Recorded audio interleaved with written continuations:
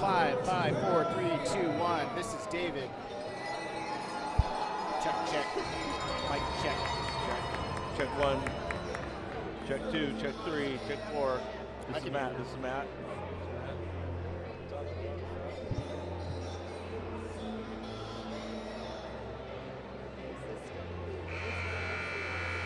Oh, keep talking? All right, this is David. I'm still talking. And we're going to talk about hockey and stuff tonight. And UNLV and how good they're supposed to be at the club level. And this guy's got like 17 letters in his name. Check 1, 2, 3, 4. Oh yeah, sure. Let's go with Patusov. No, I had to ask one of their guys. Patusov it is. Patusov, yeah. Okay. The UNLV Running Rebels are here in Anchorage. Check 1, check 2. How fast can they run on the ice? Now checking the wireless. All right. Oh, hang on. Let me pop that up for you. 1, 2, 3, 4, 5, 6, 7, 8, 9, 10. Yes. Check 1, check 2. Excellent.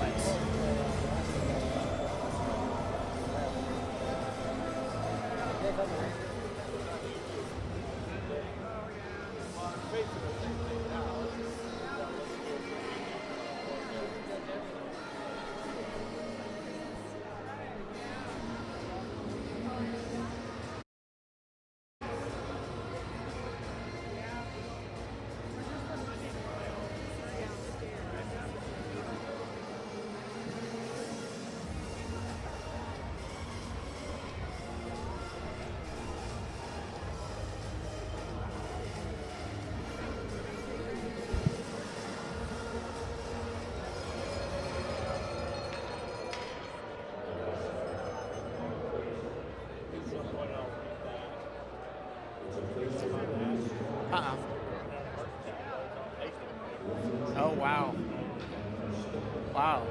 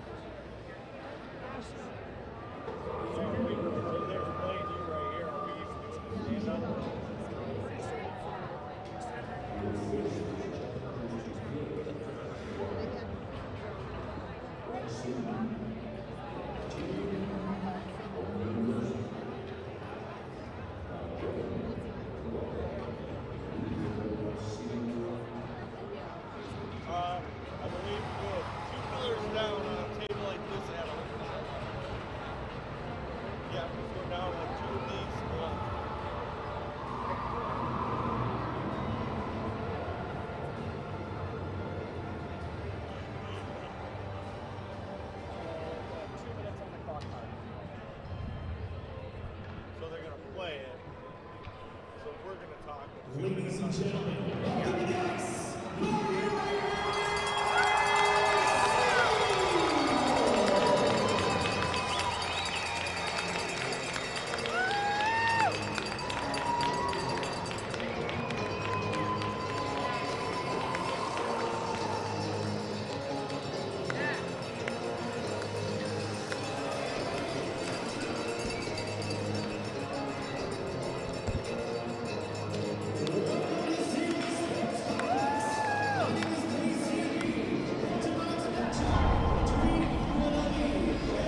Alaska is not a place for the weak of heart. It's a place where only the strong survive. The ones who truly believe and understand how powerful we can be as one. The Seawolf is a creature that it is said, if you hear its howl, it will bring you great luck and prosperity. For 40 years, we were lucky enough to hear its great howl far and wide. A new day has now dawned. New challenges lie ahead. We will face these challenges together as one. One city, one team, one university. Now join me in welcoming the new era of Seawolf hockey.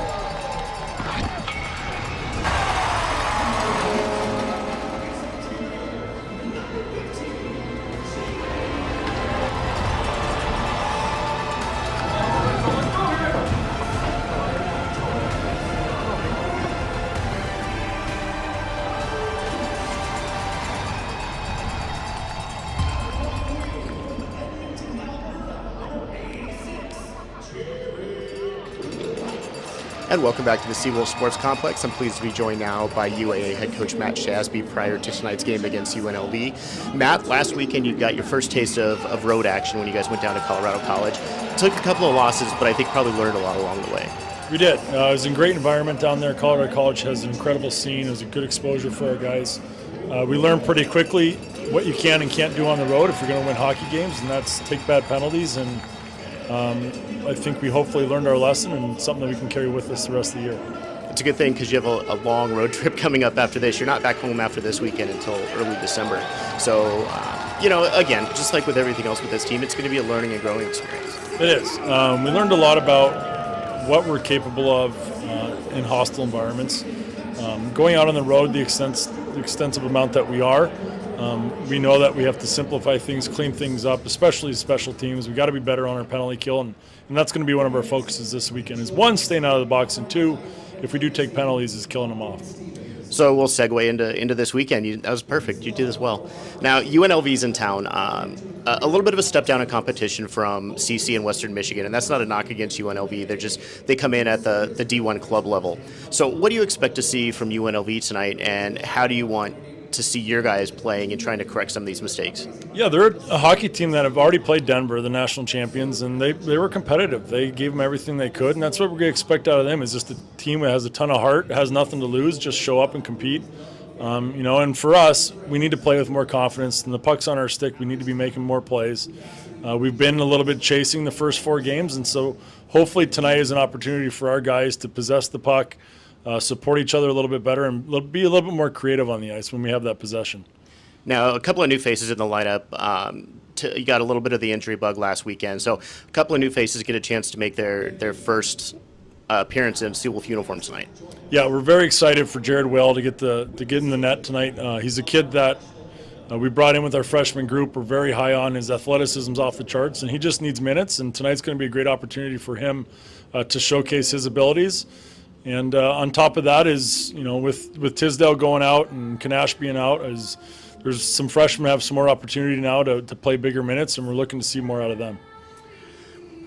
Now, like I mentioned earlier, with UNLV coming in, how difficult is it, go back to your player days, when you see a team coming in like UNLV, you look at the fact that, they're a club team, we should walk this weekend. How difficult is it to try and get that mentality to, hey, they're going to come in here and, like you said, give everything they've got? Yeah, I mean, hopefully we're at a level where the players aren't falling victim to whoever their opponent may be. Right. We have played good hockey the last 4 games, and this is going to be a great challenge to the character of our team, is to play Seawolf hockey, to play our way. And if they don't, it's another, like you mentioned, a learning opportunity. But we're looking for good things from our guys from the drop of the puck tonight. Matt, good luck tonight against the Rebels. Thanks, David. We'll be back with more Seawolf hockey in just a few moments. I came from the mud, there's dirt on my hands, strong like a tree, there's roots where I stand.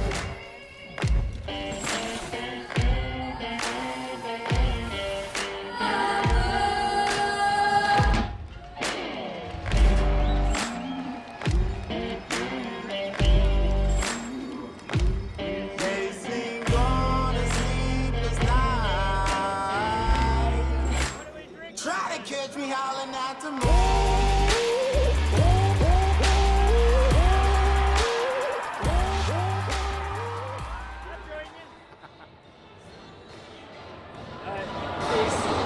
Good evening. This is UAA Seawolves hockey coming to you live from the Seawolf Sports Complex on the campus of the University of Alaska Anchorage. Hello again, everybody. I'm David Tuttle, joined by Matt Nevela. Matt, we have a step down in competition from NCHC to the club level as UNLV is in town to take on the Seawolves this evening. But another integral foundation piece here for the Seawolves version 2.0, as they want to welcome as many of these West Coast schools to the NCAA Division I level. And part of that early getting to know one another business is to play these games, kind of get them on record, and then kind of see what can develop financially, and all those things the way college hockey needs to work. We definitely need more West Coast presence going forward. Definitely. And, this is one of 3 games that UAA will play against UNLV this year. They'll be down in Las Vegas sometime early November. Well, they're also going to play Liberty University, and that's another club that's exploring the possibility of moving up from the D1 club level to the D1 NCAA level, along with a couple of more games with Simon Fraser in early December here at the Seawolf Sports Complex. You've seen it all around the country. There's these, the Pac-12 schools here on the West Coast. You've seen some in the Midwest that, the question always is who's going to pay for everything. Exactly. And that's kind of where we're at. We went through all this with UAA. They kind of showed a path for all these other schools. Now they just have to show their way through these teams that look like a reputable Division I program. A big test for them here tonight. And UNLV tonight, they're wearing what would be their home whites. And UAA, fortunately, we get to see these road green unis on home ice, and they look sharp. Quite arguably one of the best I've seen in quite a long time. Yeah. They modeled that after the Nashville Predators Winter Classic a couple of years ago. Looking really good. Shot comes through from the point as we are underway. 19:40 left in our first period. Puck deep in the UNLV end. Jared White puts a hit on there, but the Rebels able to clear out to center ice. Gilson throws that one ahead. It's broken up at center ice by the Rebels, and into the zone comes Max Johnson for UNLV. And the puck deflects up and over the netting. So we'll have a face-off coming up in the UAA at 19:26 left in our first period. One other thing with these being exhibitions, I wish there were a better way to describe them because, again, they're very important to what UA version 2.0 is trying to do. But our first chance to see Jared Whale in action here, get him a home game in front of the home crowd in his rink that he's practicing in, the freshman getting his first chance right here. Coaching staff really high on Jared Whale, so I'm certainly excited also to see what he can do, especially with those sharp new green and gold pads. Shot on net, save made by Zach Wixon, his first action of the night for the Rebels. UNLV trying to come out of their own end, not able to do so. Pass broken up by Matt Allen, right back in front, shot goes wide of the net off the stick of Max Helgeson, and UNLV able to chip that up and out of the zone. Pushing it deeper in for Vegas is Michael Batusev. First time I'm gonna have to say that one tonight. Well, I'll follow it up for you. I'll do my best. I did check with one of their players. That's how you say it. So I'm gonna go with what he said. Puck now sent deep into the UNLV zone. Seawolves have it there. Puck chipped toward the net, but over it. Trying to work that free. Behind the net looks like Ben Alquist doing work down there. Gets a little bit of help from a teammate. Pass back out to Darby at the right point. Darby cross ice with it. Shot on the way. And save made by Wixon off the stick of Carson Kozabud. Early on, you're already seeing the different vibe. Again, the step down, it just is. That's the way college hockey works. But what you're already noticing, UA is going to have a little bit easier time creating opportunity than they did the last time here against Western Michigan a few weeks ago. The important part is for them to take advantage of this opportunity and not just gloss by a goal, but really kind of put on a show for this home crowd. Exactly. And this is a UNLV team. They opened up their season playing against the University of Denver and were competitive in that game for a while. So, it's not like this is the first time that they've ever played a D1 school, that's for sure. Pass across, Kozabud shot, and that is gloved by Wixon. Well, the American Collegiate Hockey Association once called, I know it as club teams. It goes back to when I was in school a zillion years ago. But there's hundreds of them. There's hundreds of these schools that have these programs at different levels. Some are more competitive than others. They're actually near the top of what amounts to the Division I. Right. It's hard to quantify what that means, but of these club programs, they seem to be one of the stronger ones. Puck goes around the Seawolf net, up the wall, gets through Connor Cole over there. It's set deeper into the UAA end. Seawolf's going to try to break it out one more time. This time it is coming out on the stick of Matt Allen. He gets it deep into the UNLV zone. Hit put on down there by Carter Belinsky as he's doing work trying to dig that puck free. He's got help down there from Cole. Puck finally rolls free into the corner. Vegas able to chip it up and out of the zone. Getting to it first is Gokler. He sends it behind his own net. And slowing things down a little bit there is Dylan Finley. Both teams changing up lines. And here comes Jared White up those left wing boards for UAA. White across the center stripe, across the blue line, still coming with it. Takes a hit in the corner, throws it out in front. Shot never got through to the net. It was deflected on the way. White has a loose puck back. Nice cross-ice feed, just onside. And here's Almquist, has the puck knocked off of his stick as he tried to make a move at the top of the circle. Going sent all the way down. That will go for an icing, and with 16:40 to play in our first period, we have no score. And we'll have a face-off back in the UNLV end. You know, really one of the other things I think is really interesting, not to go full contrarian on everything like I tend to do once in a while, is this is kind of where UA built themselves early on. If you remember, they were an NCAA independent. Well, before that, they were just independent, period. They played all comers. So the idea they're playing an independent schedule means they're going to have these opportunities playing some of those teams that when you heard about the packed houses in the late 80s and 90s, that's why. And so maybe that's another bona fide in UA's cap here to try to build on something positive. Gilson with it at the right point, walks in, shot goes wide of the net, all the way around to the far point to Bamber. He keeps it in the zone. White has it now behind the Vegas net. Pass out in front, never got a shot off, and it's back to the point to Gilson one more time. Gilson to White in the right wing corner, or right wing circle, excuse me. Cross-ice pass, doesn't connect. He was looking for Brett Bamber on the back door, and he found on the shot. Vegas ahead now with a 2-on-1. Walking in, pass across, broken up nicely. Cole Wyatt trying to hit that backdoor pass. It was broken up, and the Seawolves are back out through center ice and into the Vegas end. Jared White has it muscled off of his stick, and the Rebels are going to come ahead up the near wing boards. Hit put on by Connor Merritt. UAA can't maintain possession though, and Vegas is back across the Seawolf blue line. Gathering it back in for UAA is Dylan Finley behind his own net. Excuse me, that's not Finley, that's Derek Hamlin back there. And now it's Bamber up the near side boards. Pass doesn't connect cleanly to Allen. Vegas has it right back, not able to connect on the pass. Nick Flanders trying to center that one to a streaking teammate, didn't connect cleanly. Matt Allen has it back in the Vegas end now.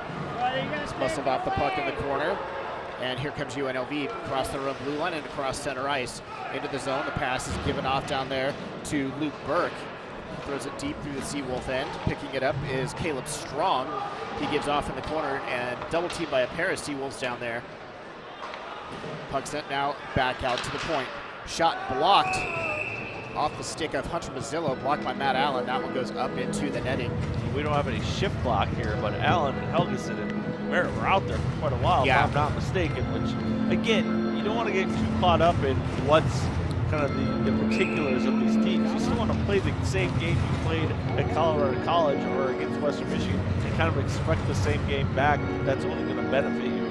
You know, these are good games to work on details, things like that may not have gone the way you wanted them to in those first 4 games against Western and CC. Puck deep now in the UNLV corner, trying to dig that free out of the 4 players. It finally comes loose behind the net. Trying to get there, Brandon LaJoy. Las Vegas has the puck on their stick, sent out through center ice. It's going to go all the way down, but it's going to go on net. Nope, it's going to go just wide of the net as Jared Whale lets that one go right through the blue paint for icing. So the faceoff will come back into the Vegas end with 14:15 left in our first period. Shots on goal right now, UAA with 3. UNLV still looking for their first one. David, one other unique component to tonight's game. It's the first game that it is the first game. All 3 local kids are on the ice, are in uniform for UA's. Max Osborne, number 2 on defense, is also part of the lineup tonight. Seawolves are a little bit low on forwards. They had a couple of injuries they came back from CC with. Tisdale came back with a lower body injury, and Kanash came back with an upper body injury, so they're going to be out for a little while. looking like 6 to 8 weeks probably for Adam Tisdale. So, but as you must do, you persevere on. Face-off coming up now just outside the UNLV line, blue line in front of the penalty boxes. And it's sent deeper into the Rebels' end. Wixon leaves it off, and UNLV will start things ahead, or at least try to. Broken up nicely at the blue line by Belitsky. He sent it deeper into the UNLV end. Rebels turn it right back out. Gokler picked back up for UAA. The puck is sent deep back into the Rebels' end. Seawolf's completing a line change as UNLV is going to slow things up behind their own net. That's Jackson Wyatt back there. And his outlet pass comes ahead and deflects off his stick.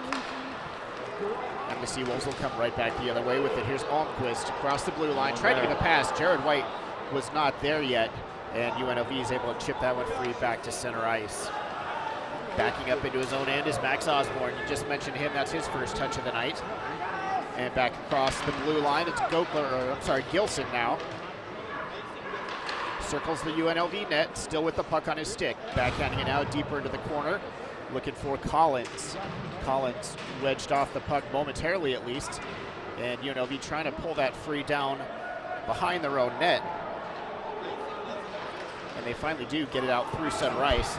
And they will come ahead with Azaro Tidling getting a deep shot on goal. Save made by Jared Whale, first puck that he has seen tonight. And he has no trouble with that, getting it with the right pad and freezing it for a face-off.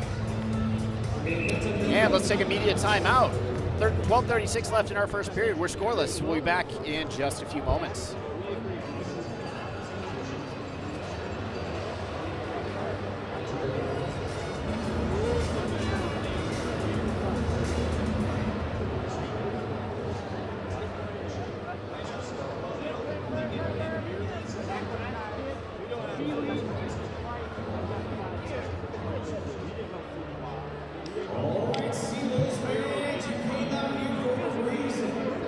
It's time to make some noise for the boys. Have a little bit of fun and have for the team.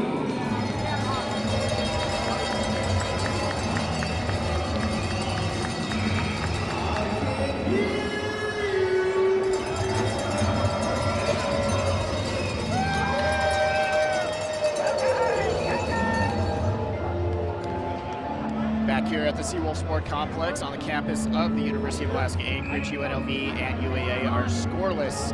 12:36 to play in our first period. Face-off coming off to the right of the Seawolf net. It is won by Max Helgeson. UAA with it behind their own net. Now Helgeson will start ahead up the left wing boards through center ice across the UNLV blue line. Leaves a pass off to Merritt. Shot, score!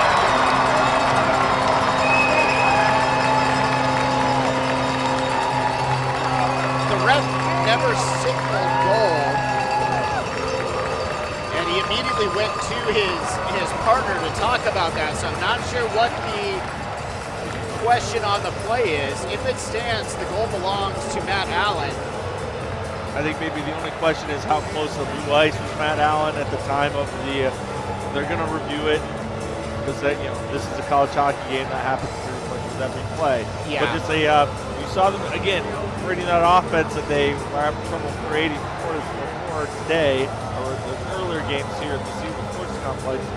Some of that early generation, a good behind the back pass from Max Helgeson there. I wonder, I don't know. Just that. Yeah, I really that's got to don't be know. it. So if the goal stands, it'll be Matt Allen from Max Helgeson and Connor Merritt, but again, it is under review. Got to meet Connor Merritt's mom and grandmother before the game tonight. They mentioned that they've been listening to our broadcast, so thank you for that. Any other critiques? No, they said keep doing what we're doing, so right. We haven't offended anybody yet. Good to hear. So, Surprised. Yeah. We made it through a weekend and plus. Before tonight's game, we had a moment of silence for Ben Stevens. Ben Stevens, who's the chairman of the Seawolf Hockey Alliance, Ben's love for hockey in our great state made a positive impact on our community. He was the chairman of Seawolf Hockey Alliance, a group that helped lead the resurgence of UAA men's hockey. We are grateful for the support and service he provided us. Our hearts go out to his family and friends. Ben Stevens, a Alaska State Senator, as well as a major component in the business community here for several years, and so Ben will be missed by many, and keep him and his family in your hearts. And thank you for that, Matt. I wonder if they're looking to see if he kicked it in. He didn't get any since that. He barely touched it, but he saw it through enough.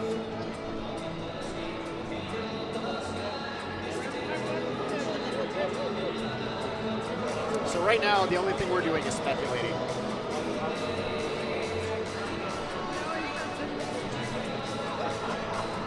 Our viewers on YouTube are getting a good look at the officials. It looks like they have made their decision, and we're going to find out that it is still we're having more undecided. discussion. Why not, guys? Keep the suspense. It's killing us. So they bring in the linesman to speak with both of them. Which, if this was the NHL, I would immediately think they're trying to figure out if it was offside or not. And it is a goal. So, 1-0. Seawolves on top now. 7:39 into the first period. That goal, like I said earlier, will be Matt Allen from Helgeson and Merritt. Okay, so it went off the skate of Allen and then off the stick and into the net. But even at that, even if it would have just gone off the skate, there was no kicking motion at all right there. That was strictly a deflection. So if that's exactly what they were looking at, I would say that's a good goal regardless. They definitely gave it a thorough look, so you can't begrudge them on that. So 7:39, the time of that goal. And Allen from Helgeson and Merritt. And we are back to live action now as puck is deep in the UNLV end once again. Back to the point it goes. Darby backhanding it deeper for Merritt. Now it's Allen behind the UNLV net. Tries to throw one out in front. Has it knocked away from Connor Merritt. UNLV, Brendan Fellig sends it behind his own net. Back to the Seawolf point. Shot comes through, deflected just wide of the net. Darby steps in to keep that alive for UAA. Helgeson tries to throw it out front to Allen, and Allen got a stick on that one, and Wixon able to find it in the last second and keep that out of the net. And he will freeze that for a whistle. 11:45 left now in our first period. Seawolves up 1-0. Good look there at freshman Jared Whale. 5'11", 195 pounds from Calgary, Alberta. Came to UAA from Olds in the Alberta Junior League.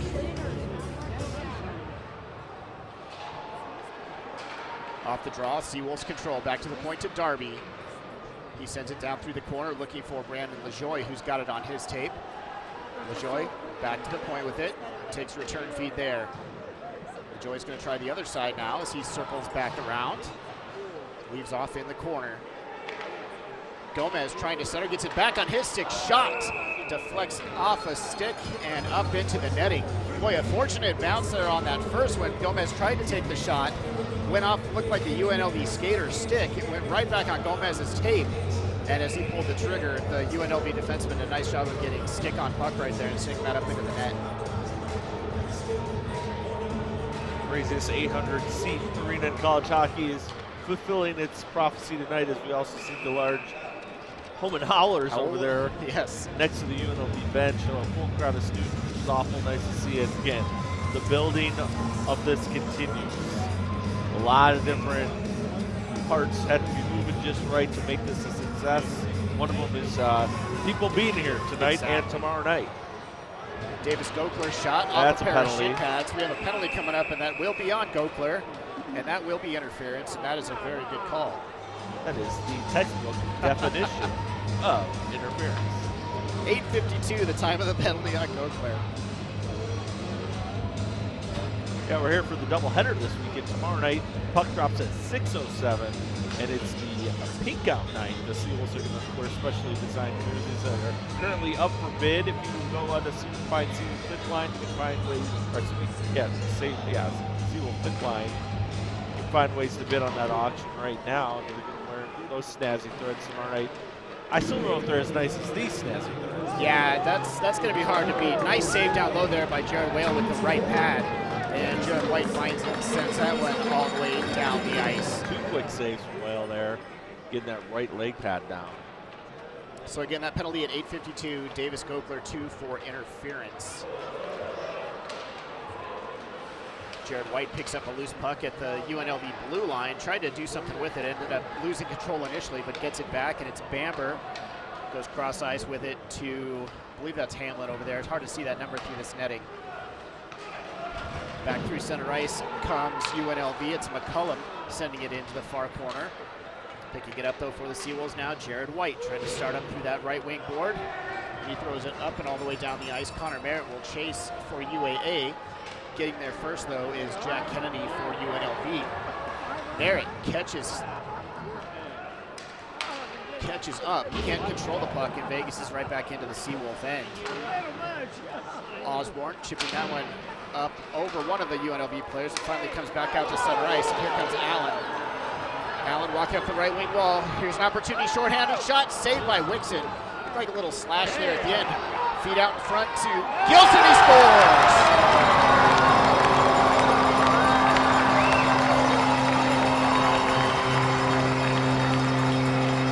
William Gilson had all day, took his time, picked his corner, and he beats Wixon to the stick side to make it 2-0 UAA. You don't often get a tailor-made breakout on when you're short-handed, but that's exactly what happened. Allen had a step, made the rush, was able to pick up the garbage and find Gilson. Made one move, gets a nice look, snaps it home, 2-0 UAA. Rebels now trying to come back out of their own end.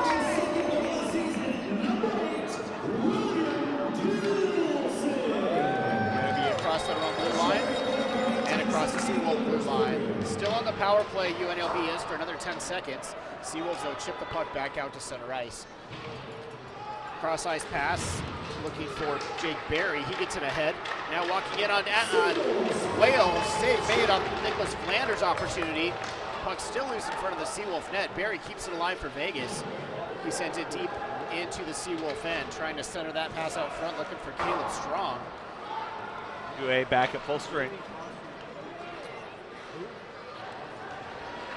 UNLV still working in the Seawolf end. Here's Wyatt from the left point, throws one towards the net, deflected and knocked down by the Seawolves. They're able to chip it out to the blue line and back to neutral ice. UNLV still controlling, trailing 2-0. Puck loose at center ice, trying to corral that, but able to do so is Osborne. Now throwing it towards the net was Batusov. Back to the point it goes, shot deflected on the way in. And, oh boy, turnover in front. Whale tried to give that one off to his defenseman. It was Batusov that was there for Las Vegas, though, and ended up turning a shot just wide of the net. Back into the Seawolf end now is Darby. Goes in there with Brandon Gallant. Puck comes free and onto the stick of Connor Cole. Leaves off for Darby, who's going to have to retreat back behind his own net. Throwing it into a corner, and now here's Cole cutting across the front of his net with it. Trying to throw it back in. It's turned over once again by the Seawolves. That was Bamber. And UAA finally back out through center ice with Cole. Cuts to the middle, leaves a pass off for Bamber. His shot is made the save by Wixon. UNLV coming out from behind their own net once again. Cross ice pass is broken up immediately by Brandon LaJoie and UNLV forced to retreat behind their own net, and they will start from there. Pass ahead, not caught cleanly by Riley Jensen, and the Seawolves have it back once again. Davis Gokler with it. LaJoie has a puck knocked away from him at center ice, and he's able to, or UNLV able to turn it back into the Seawolf end. UAA with it behind their own net. And starting up is Gokler. Pass doesn't connect cleanly. UNLV, though, unable to clear the zone, at least not on the first opportunity. D-to-D pass, and UNLV's up through center ice and chipped into the Seawolf end by Flanders. Gokler with it for the Seawolves. He's going to throw it back behind his own net, looking for Finley. Finley takes a bump in the corner, but gets the puck ahead. UNLV with another steal in the Seawolf end. Shot thrown towards the net, but it's off a stick, and it rolls harmlessly behind the net. Now it's Caleb Height with it for UAA. Back to Finley in the corner. Here's Height, and he'll skate it himself this time. Caleb Height through center ice, and he hits the blue line for UNLV. He goes no further there as it's taken away by Del Monte for the Rebels. Back to center ice it goes. The Seawolves fire it right back into the UNLV end. And we're down to 6 minutes to go here in our first period. 2-0 Seawolves on top. UNLV now will start out of their own end. And hitting the Seawolf blue line quickly and almost walking through the defenseman was Caleb Strong. Had a puck knocked off his stick just at the last minute. But UNLV maintains control. Shot goes wide of the net. That was Gunnar Smith with that opportunity. Back to the point it goes. Barry's pass across. The shot is broken up by White, and he will skate it ahead himself. Jared White cuts to the right wing boards. Still with it. Tries to walk around the defenseman and does so. Pass goes in front, and now it's back to Gilson at the point. Gilson moves it around a diving defenseman. With it now is LaJoy. Shot goes in front, he scores!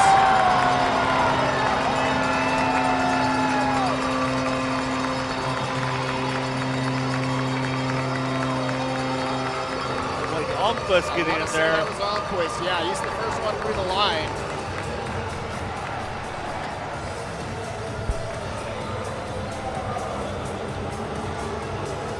.45 the time of that goal.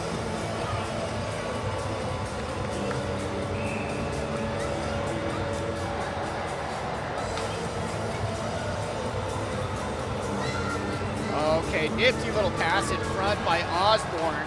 Looked as though he was going to go around the net, left the puck on the near post, and Almquist had a couple of hacks at it before Wixon knew where it was. Shot now comes in from the point, is broken up in front. Allen shot saved by Wixon, and he will stick a glove over that, and we'll have a whistle and a timeout. We'll be back to the Seawolf Sports Complex in just a few moments.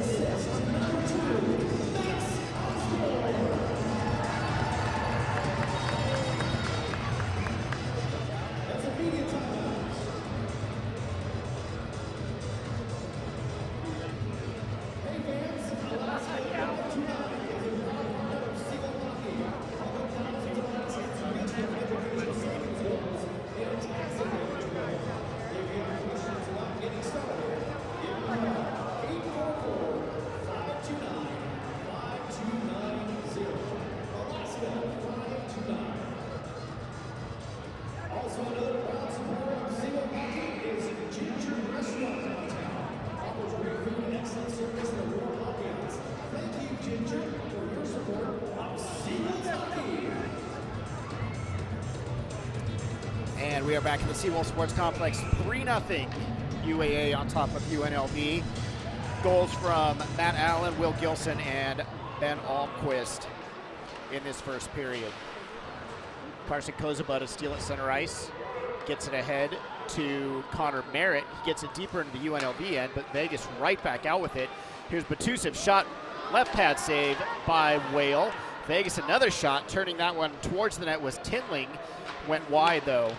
D-to-D pass by UNLV, not able to handle that cleanly though was Johnson, and he's forced back into his own end by Matt Allen. Then he turns the puck over to Merritt, who goes back down to Allen, gets through him behind the net, but he's got help there from Helgeson. Allen with it on his stick one more time, pass in front, Connor Merritt, shot, rebound, score! Max Helgeson finishes that one off. Nice little passing play down low by UAA, and it's 4-0.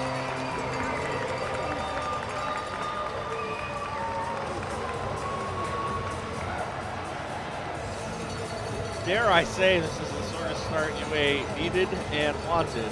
Yes, absolutely. That's some in-depth analysis from this guy, but again, based on everything, this is exactly the kind of games they need to build up and to get prepared, especially they have this 8-game gauntlet going on. They go to Northern Michigan, and it looks like UNLV is going to call a timeout. And I think that's probably good. UAA scored 3 goals in just over 5 minutes.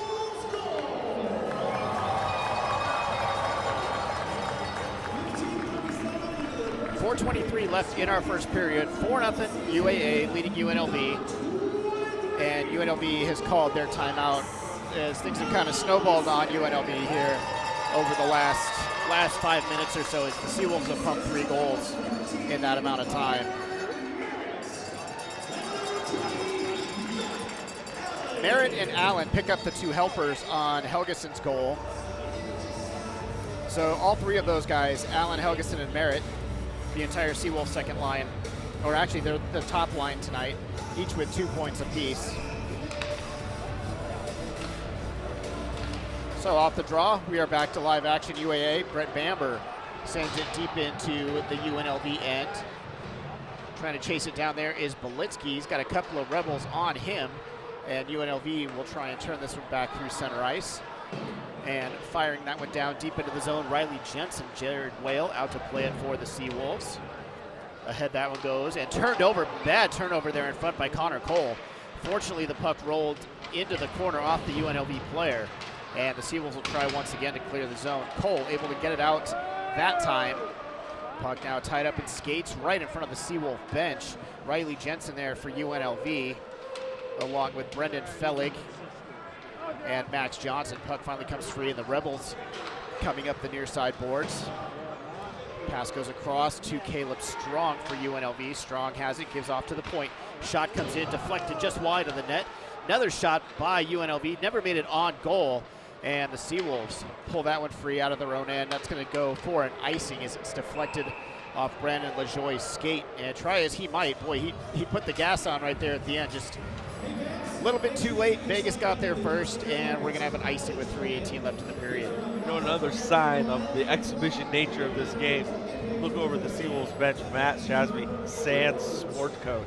So that tells you this is more of a let's try some things out, let's try some different combinations. But so far so good for UA. Like I said, they're in no position to take anything for granted at any time, anywhere during the season. So yeah, they can't. And that, you know, that's I think one of the beauties of having Matt Shasby as a coach is, you know, he knows exactly what they are or where they're at.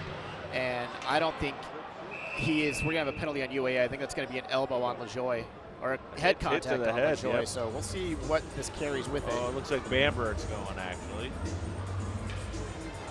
Everyone was in the neighborhood. Yeah, you know, pick a green guy. And looks like that's going to be a 5 on Bamber.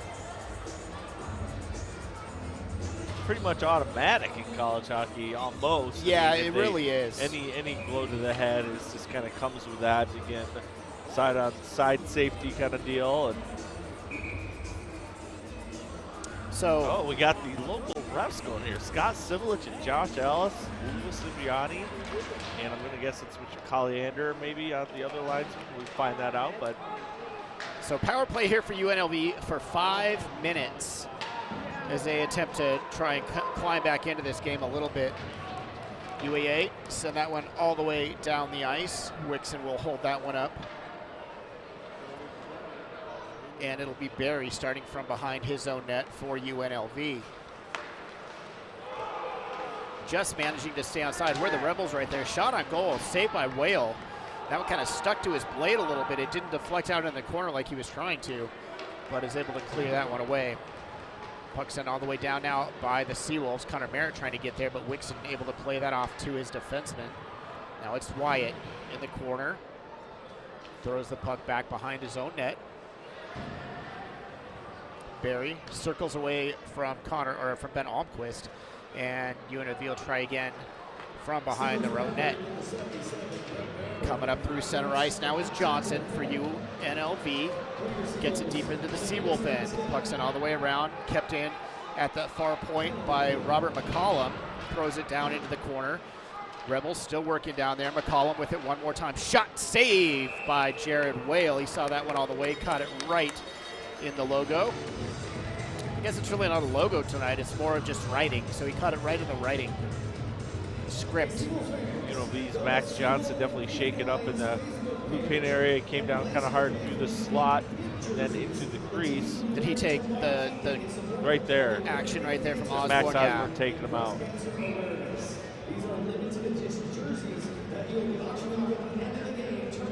So face off to the left of the Seawolf net, pulled back by UAA and fired all the way down the ice on net.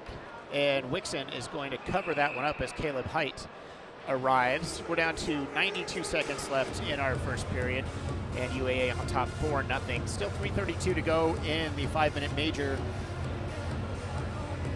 on Brett Bamber for head contact. Heads up penalty killing from Caleb Height there, because the last thing you want to do for UNLV is freeze the puck in your own end. Right. But Height was quick to get to the front of the net and force that stoppage. Off the draw, Vegas pulls that one away.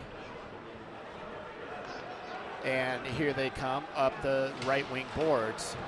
Azaro Tinling has the puck knocked away from him.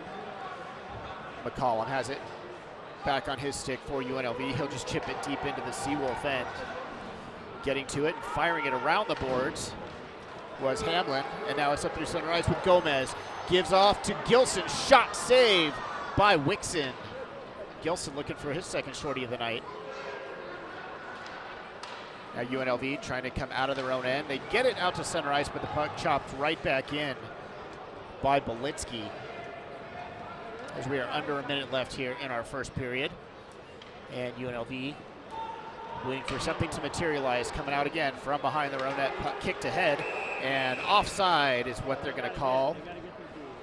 Maybe the most animated we've seen Matt Shasby at these 3 home games. They're going to call too many men, I think.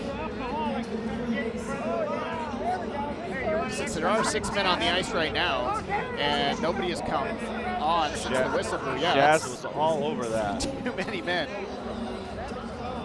I thought it was strange that there were 5 Rebels in their own end, but they connected a pass to a 6th Rebel. Going to serve it for UNLV. What's coming up in the intermission there, David? You know, you got a surprise for me. We don't. Not at the first intermission. Second intermission, we are going to speak with UAA Athletic Director Ryan Swartwood. So we're 4-on-4 here for the rest of the period. Shot saved by Jared Whale. Seawolves coming ahead on Carson Kozabud's stick. He leaves a pass for Connor Cole. Cole catches up to it in the right wing corner. Shrugs off a check, trying to stay on that puck and get away from a UAA defender. Scrum of 4 now as we're down to 5 seconds to go in the period. A shot backhanded towards the net, and Wixon deflects that one up into the netting.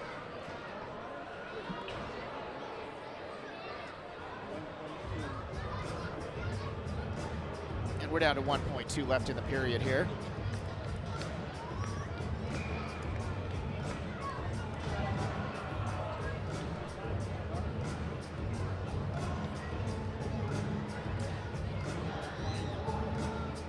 And off the draw, shot wide of the net, and that'll do it for period number 1. So UAA took them about 7 minutes and 40 seconds to get on the board, and once they did, they scored 3 more times after that. So 4-0 UAA after 1 period of play. And, you know, honestly, Matt, that is, I'm not going to say that's what we expected, but it's certainly what we were hoping for. Well, it's certainly, I don't think it's surprising, Lightning Swift. It's almost like if you have to do this, and not, to have any kind of expectations given what the program's been through is semi-unrealistic. But in this case, given the landscape of the sport and the game that's played in North America, the NCAA Division I team needed to come out and put up, a show, which they ended up doing here in the first period. The question is to make sure they use the second and third period to continue doing that, as we're seeing replays of Matt Allen's first goal and some 3-place moving goals in the first period. You know, and the other thing, hockey players they can't help themselves sometimes. They just have to make that fancy play if the game starts getting out of hand or try something maybe they wouldn't try last weekend at CC. I'd advise against that if I'm UA, because that's not going to help you build into the kind of program you need to be later on. So, you know, it's funny because you can't really, you kind of almost have to talk yourself into doing the boring and the lame when, you know, it's kind of some level of a shitty game offensively. Yeah. At least on some level you're getting opportunities you don't always get. So, you know, I hope UA realizes it needs to kind of stay in its own mind, if you will, and know, hey, when they're going to Houghton, Michigan next weekend, chances are this open ice isn't going to be there. It's and not. Train No. your brain that way, but still have a good time with this and put on the show for these local fans, which again is just as an integral part of what is going on here as wins and losses this season. Yeah, exactly. Fans, you know, they need, the players need to put on a show, and I think they know that, but that's what the fans need to see out of this team too, because again, we can't say it enough, we've got to get the butts in the seats to keep this program moving forward and looking at how they can expand it in the years to come. Yeah, so. you know, in a first period like that, it's only going to help. It builds on the strength of kind of turning this back into, if you will, a hockey community. Case in point, I saw a number of the Anchorage Wolverines here tonight watching the game, and it kind of, whether these two programs like it or not, they need to kind of work together, as you and I have talked about, because the whole idea of playing in the NHL with the Wolverines is to get to come and play NCAA Division I hockey, whether that be in Anchorage or elsewhere. So for them to have that kind of that connection and, for lack of a better phrase, of friendship is important. But so is that people are here on a Friday night enjoying themselves. A 4-0 lead is certainly leading to that, no doubt about it. Absolutely.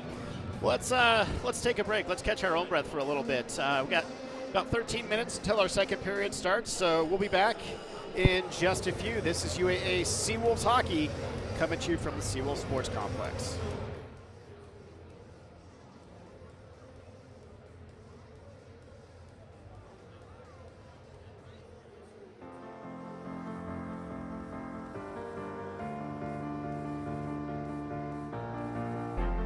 This could be the moment we've been waiting for, the chance to feel alive. Nothing's gonna stop us, nothing's gonna top this, nothing like we've ever seen. And I raise my hands to the sky, what a feeling. 'Cause I feel like dancing high, got a feeling, time to feel it. This is where it all begins.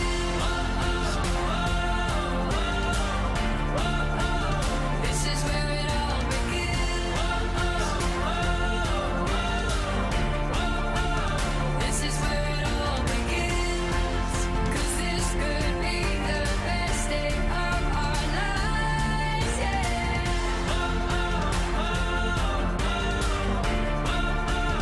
This is where it all begins.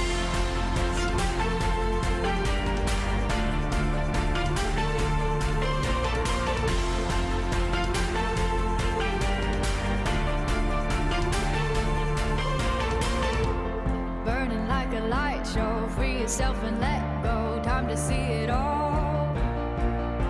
Don't think about tomorrow, today we are heroes, hear adventure call. There are whole new worlds to see, I keep running,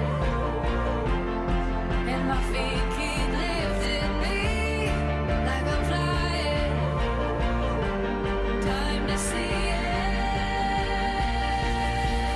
This is where it all begins.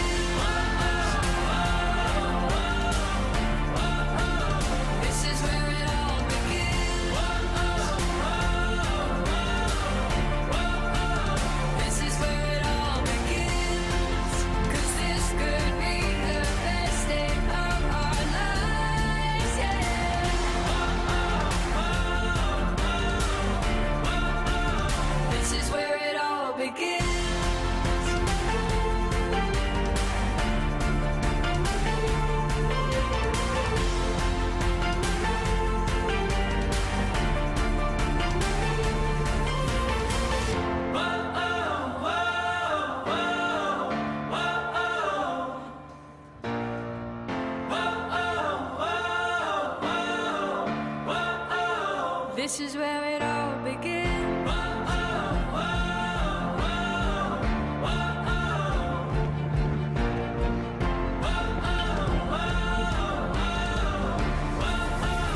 This is where it all begins. A moment to feel alive. This is where it all begins. A moment to feel alive. This is where it all begins. A moment this good.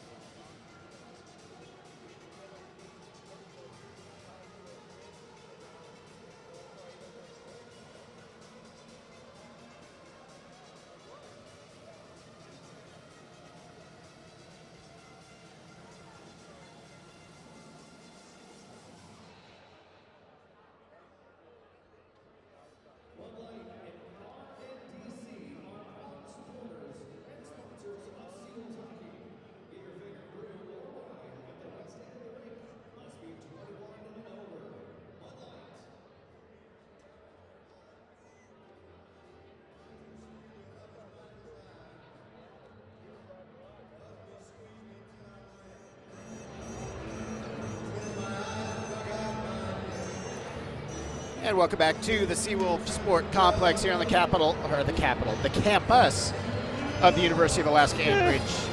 If you're not from here, you know that Anchorage is not the capital, or at least you should know. So we got some official goal lines from the first period. We do. UAA started the scoring at 7:39 of that period. It was Allen from Helgeson and Merritt, followed at 10:17 by Will Gilson from Matt Allen. So he's got a 3-point night going. Yeah, that was a shorty. And then at 14:45, Ben Almquist from Max Osborne and Jared White.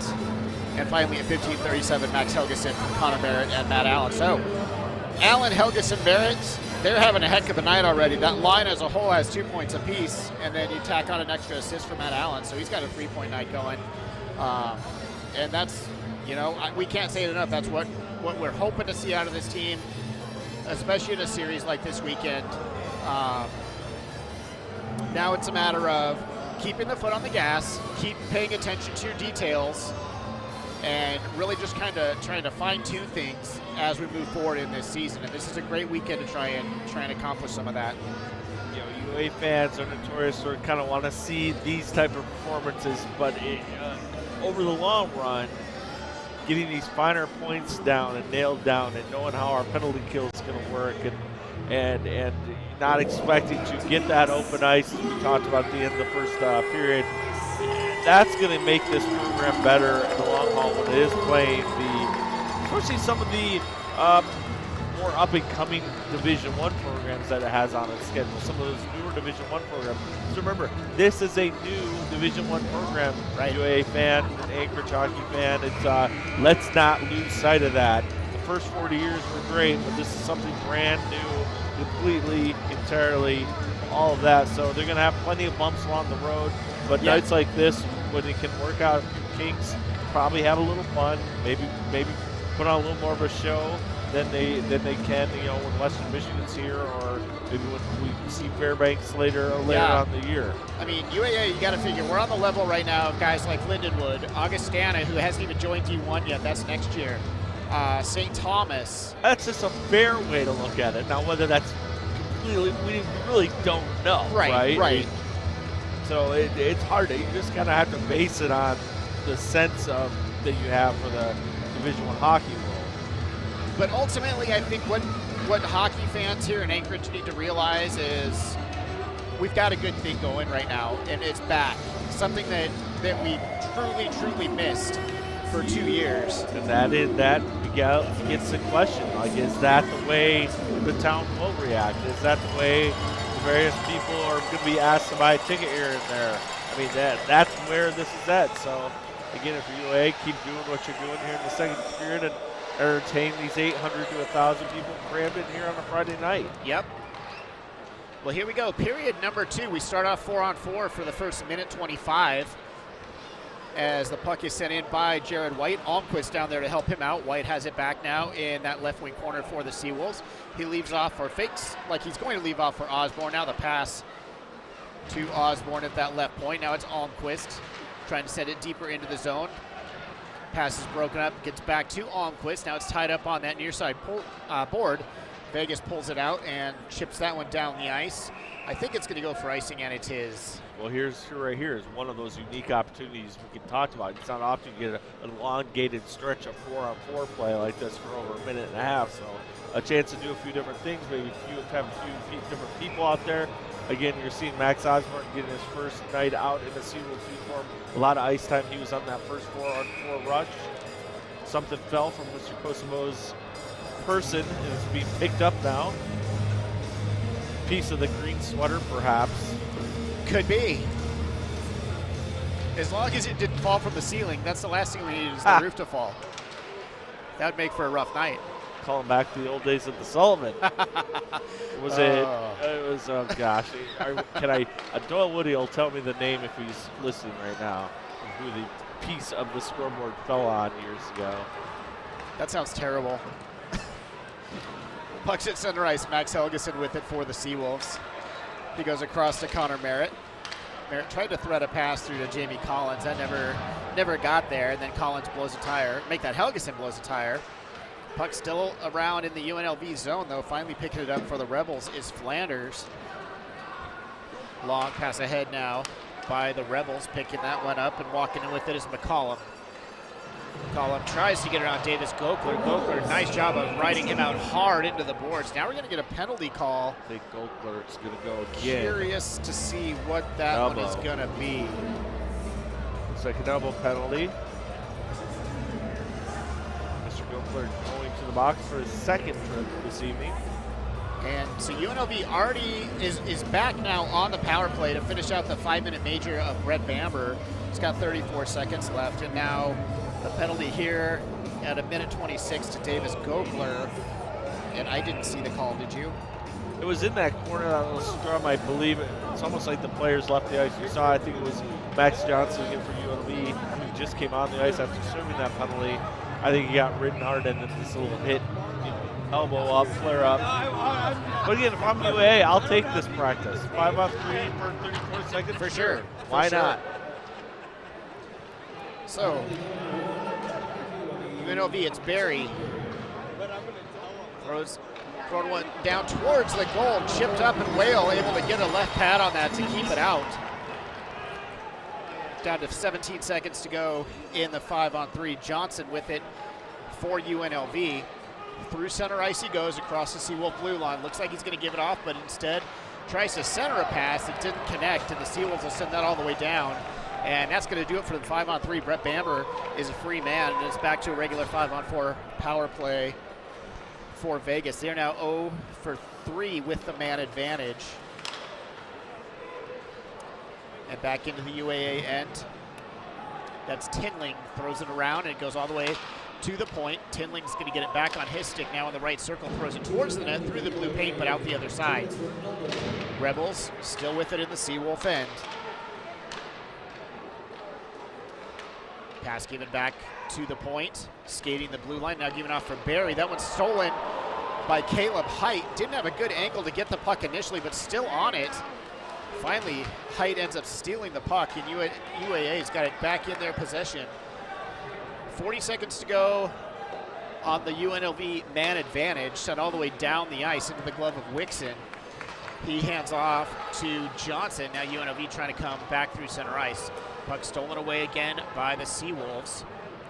And it's back out to center, looking for Gomez. It gets through him, and UNLV retreats with Hunter Mazzillo behind his own net. He'll slow things down with 15 seconds left on the UNLV power play.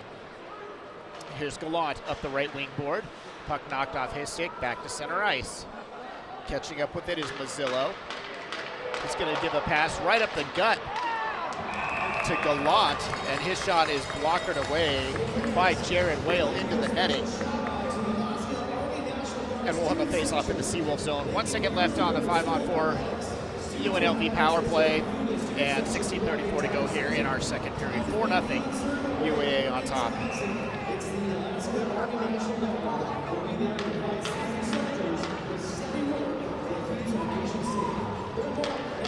So off the draw, we are back to 5 side.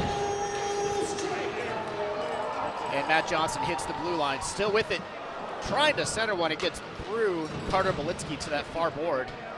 And UNLV able to pull that away. Kyle Quinn throws it behind his own net. Thrown up the board, but kept alive by Belitsky, who's going to turn it back deeper into the Seawolf end. Connor Cole has it. He gets knocked down. And UNLV is going to chip that one up, but not out. Finley keeps it alive at the Seawolf blue line. Pulling it away, though, Hunter Smith for the Rebels. And they will just chip the puck back out to center. Belitsky will intercept there and carry it right back into the Rebel zone. UNLV quickly will backhand that one out, and that's going to go for icing. So we'll have a face-off coming up back in the UNLV end with 15:50 to play in our second period. Another reminder about tomorrow night's game, the Seawolf Pinkout game, sponsored by Anchorage Radiation Oncology Center. Players who wore special pink and gray jerseys draw attention to the fight against breast and other forms of cancer. Fans can bid right now on those keepsake jerseys. Proceeds go to the American Cancer Society. Find Seawolf Fifth Line on any of their social medias and get the bidding in now. Well, I'll have to make sure I wear my pink tomorrow night as well. Seawolves now with the puck behind their own net. And coming up through the left wing board. Puck goes deep into the UNLV end. Wixon plays that one off for one of his teammates. UAA steals it back in their own end, or back in the UNLV end. Back to the point it goes to Osborne. Takes a look, takes a shot just wide of the net. UAA still with control. Allen gives that one off, looking for Osborne. He got through him, and it rolls behind UNLV net. Osborne now with it in the right wing corner. Vegas pulls that puck free. Riley Jensen out to center ice with it. Rolls into the Seawolf end. And around the Seawolf net it goes. And now UAA back to center ice. It's Helgeson. Gives off to Merritt on the far board. Merritt back into the corner and around behind the UNLV net. Kozabud sends it back to the point where Allen has it. He turns it deeper into the UNLV end once again. With it down there is Collins. He leaves off for Darby. Puck again around the UNLV net. Kozabud steps in to try and keep that one alive. And now chasing it down is Almquist. Jared White back behind the net as well to help him out, but the puck comes free to Fellig, who's able to clear it to the Seawolf blue line. Kozabud right back in with Collins. Gives off a shot, save made by Wixon off the Kozabud shot. Actually, I think that was an Almquist shot, my mistake. Almquist forced back out to center ice and still being chased there by Nick Flanders of the Rebels. Flanders still forechecking. He's pesty down there. Finally knocked off the puck by Kozabud, and UAA will pull that one free, and they'll start back up on the stick of Jared White. Knocked off his stick, and Kozabud with it one more time. Avoids one Rebel, and he's now across UNLV blue line. Stays with it, gives off now to Collins. Collins has it knocked away from him, and he regathers at center ice. Now it's Jared White. Carries it across the UNLV blue line. Rubbing him off the play was Wyatt. Seawolves, though, maintain possession. No, bad turnover right in front.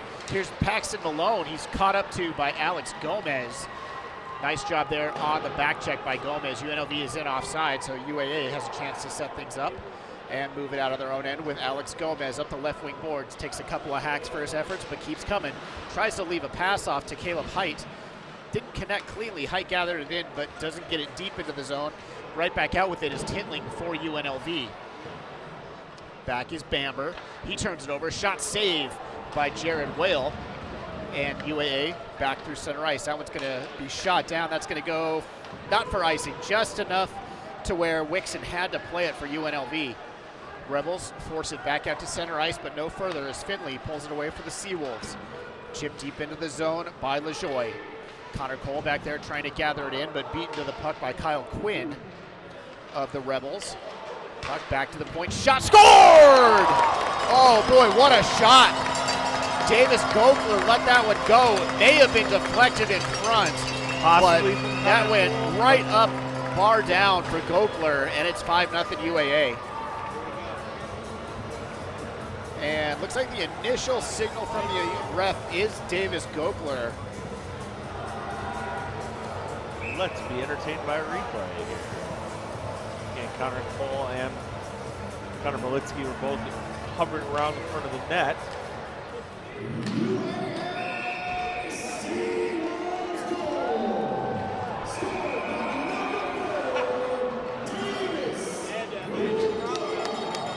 So another look at it here. Gokler just picked up a loose puck and let it rip. It may have hit off one of the UNLV players. I think it definitely hit something on the way through because the shot initially was coming in low. At least it looked that way to me, but it went up and right over that shoulder of Wixon, and that's going to be an unassisted goal. I'm going to give it to Matt Johnson. Matt Johnson made that play, tipped that puck just a little bit to Gokler. So I'm fine with it. Well, that's what I'm going to tell Casey. Yeah, it works, yeah. We'll go with Johnson. We're the official scorers apparently right now, so 1 minute. Let's take a timeout while we discuss this. We'll be back in just a few moments.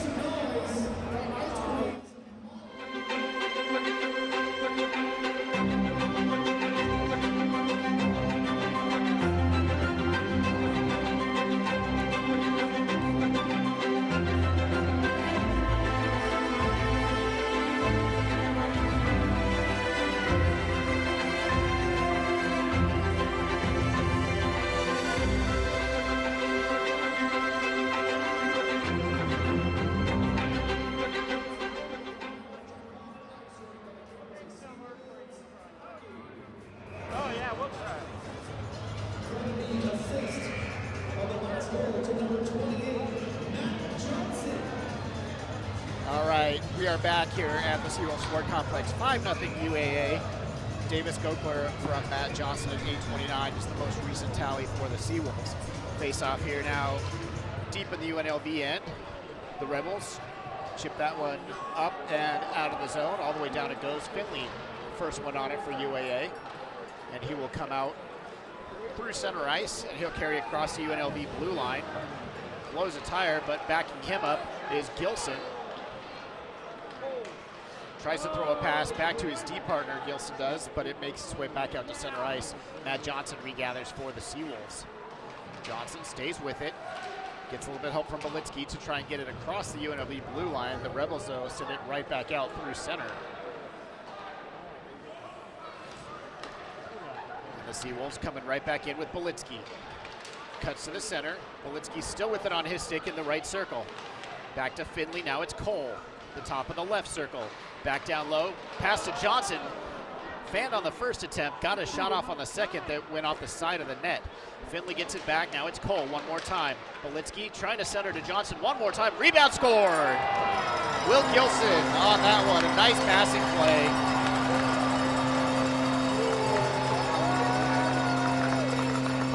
And that's going to make it 6-0 UAA. That goal coming at 8:45. One thing you've seen here in the second period is some more play from UA's fourth line as that is set up by Connor Cole and Connor Belitsky, and it's Gilson cleaning up the mess, and we have a goal change for UNLV. Landon Halverson in net now for the Rebels.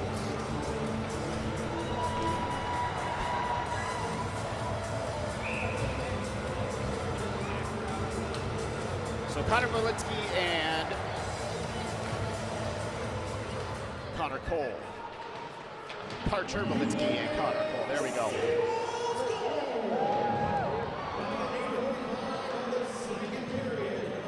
Nothing now, Seawolves, as the Rebels try to come ahead. Puck goes off the Seawolves skate high into the UAA zone.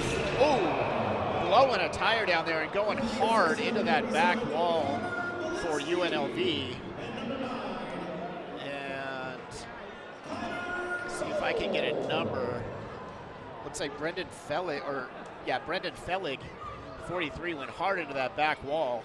And that drew a whistle. No rough arms came up. It didn't look like there was any penalty to be called there, but they're discussing things now, so we'll see if they come to a consensus.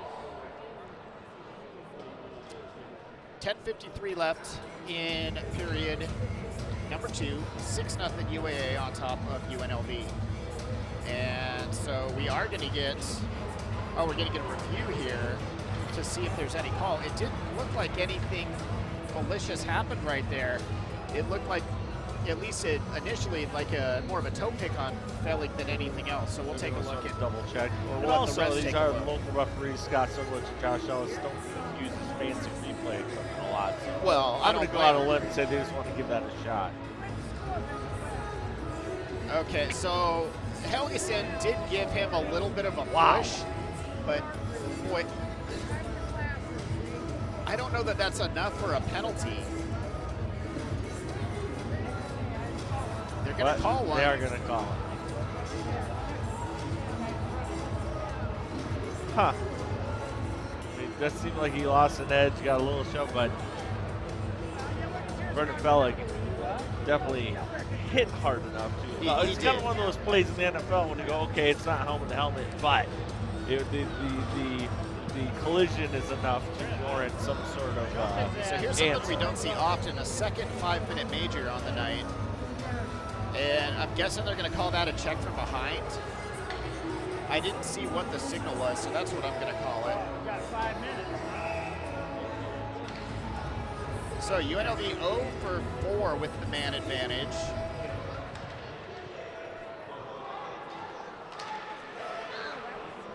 UNLV controls off the draw. Pass down towards the side of the net. Back up high it comes to McCollum. His shot is blocked, and now able to skate out with it is Connor Barrett. He's got a man with him. Pass goes across, shot, save made on the opportunity there. first. I believe that was Matt Allen, the first save real for chance for Landon Pavilson. Pavilski. Yep. That's not really the way you want to start your night if you're coming in.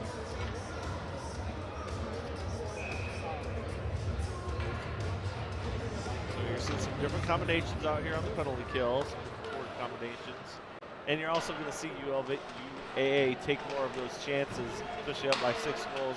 But especially give kind of, again, let's just build some confidence. Darby shot and kicked not out. Not going to be doing later in the season. Yeah, you know, take as much opportunity as you can to get some of the kids experience doing different things. The kids, the guys. That's clear. UNLV back through center. They come into the Seawolf zone offside. And with 10:01 left in the period, it is still 6-0 UAA. And 4:08 to go on the Seawolf man advantage. Speaking of the kids, another thing tomorrow night after the game, not only will be there the jersey auction, but also a skate with the Seawolves. After the game, fans of all ages are encouraged to bring their skates and helmets to join players on the ice, grab a photo or that vaunted autograph of your favorite player while you're there. The post-game skate is a free event, and fans do not have to attend the game in order to come and skate. Boom. I'll have to bring my skates. I'm so tired from the game I played the other day. I hear you. Yeah, I do too. I have to work tomorrow too. Cross ice pass shot, never made it through to Jared Whale. Gallant trying to work himself free on that far post. Back out to the point, it goes to Malone. Throws it down deep. And it's deflected away by Gilson and chipped all the way down. Jared White will chase it. Pavilski will get to it ahead of White. And still with it on his stick is Pavilski. Finally plays that one off for his defenseman, who turns it over quickly to Jared White. Back there still forechecking. Has some help from Brandon LaJoie, who pulls that free from a couple of Rebel players. UNLV retreating with Alec Johnson. Throws it behind the net and then takes a return feed. And finally, UNLV looks to come out of their end. They will do so with Barry, who sends it deep into the UAA end. They're going to call that icing. He didn't quite get the red line. And that'll bring the faceoff back into the Rebels' end. 8:53 to go in period 2. 6-0. UAA still on top. Kind of wonder too, kind of how UNLV views this trip and this opportunity to kind of gauge itself. And you know, right now, how does it feel? How might these guys feel about being down this much? Yeah. Brandon LaJoie with an opportunity. Save made by Pavilski.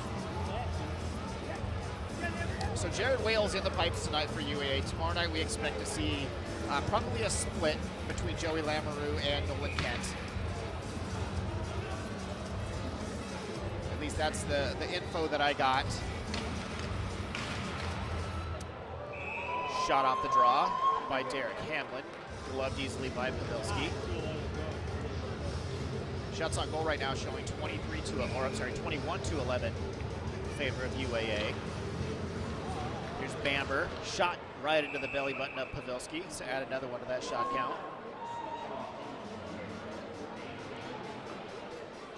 Things you can't always count on or expect to work on. Offensive face-offs on the penalty kill. 2 in a row, won by UAA. Two big shots from the point. You don't do a lot of those in practice.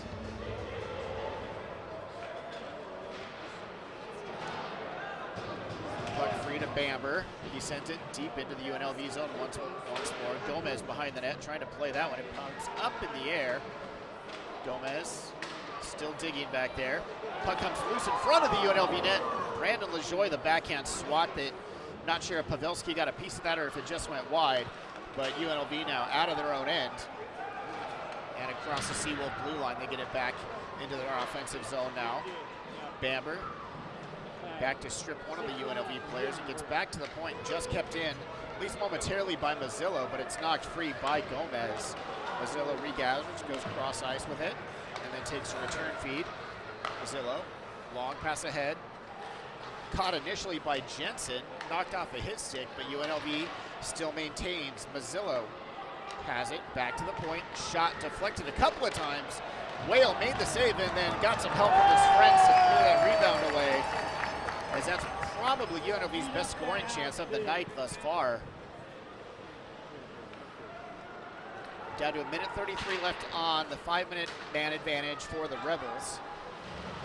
As they get to the blue line, but no further. UAA sends it all the way back down the ice. Mazzillo slows it up for Matias Del Monte. And Del Monte up to Smith on the right wing boards. Gunnar Smith cut off at the blue line, but UNLV comes ahead with Barry. Barry takes it behind the Seawolf net, still with it on his stick. Back to the point to Del Monte, who gets it back down low. Del Monte, one more time to Barry. Barry chips it into the circle, takes a return feed.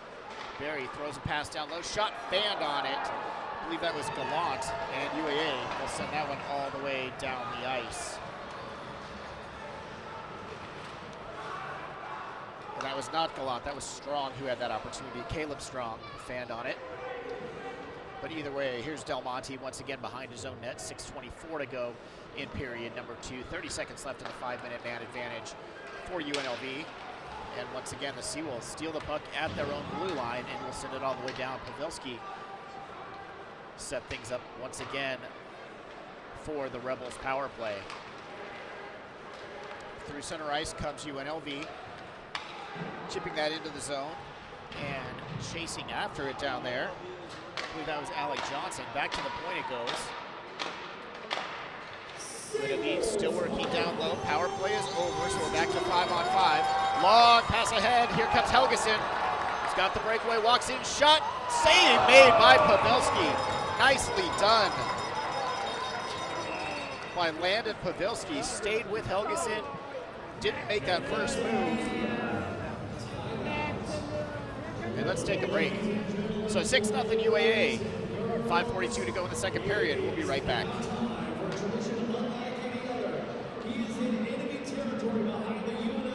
I came from the mud.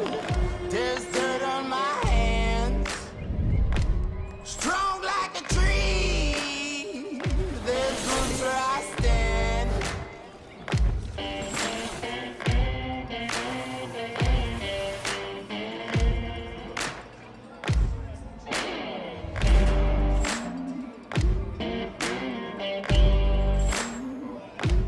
They sing on a sleepless night.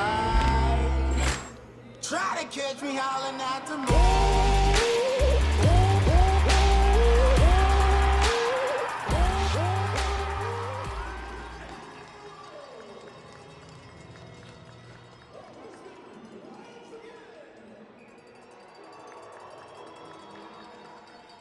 Back at the Seawolf Sports Complex, 6-0 UAA.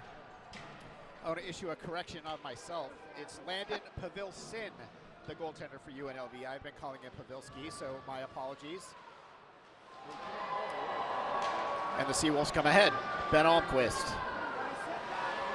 pulls up in the left wing corner, back to the point. He goes to Osborne. Cross ice, pass from Osborne, looking for LaJoie. Or is that Gilson? That's Gilson over there. Seawolves still with it. Jared White on his tape. Throws it back in, looking for Gilson. Pass got through him, but he recovers. And now UNLV will come ahead with Riley Jensen. Jensen gets it deep into the Seawolf end. Jared White beats him to the puck. And there's a scrum of 4 down there. Who's going to come away with it? Sending it further along was Batusov for UNLV, but the Seawolves able to get it out as far as their own blue line. They don't get it out of the zone. Shot set in wide of the net off the stick of Del Monte. And now UA will carry ahead through center ice. Jared White, scratch that. Jamie Collins up the right wing wall. Circles the UNLV net. Still with it on his stick is Collins. He's going to leave off for Allen. Knocked away from Matt Allen, and coming back with it for the Rebels is Flanders. He gives off to Tinling. And UAA will come back the other way with it. Almquist has it on his stick. Shot saved off Bamber. Scored on the rebound by Connor Merritt. Right place, right time. Nice bounce. And it's 7-0.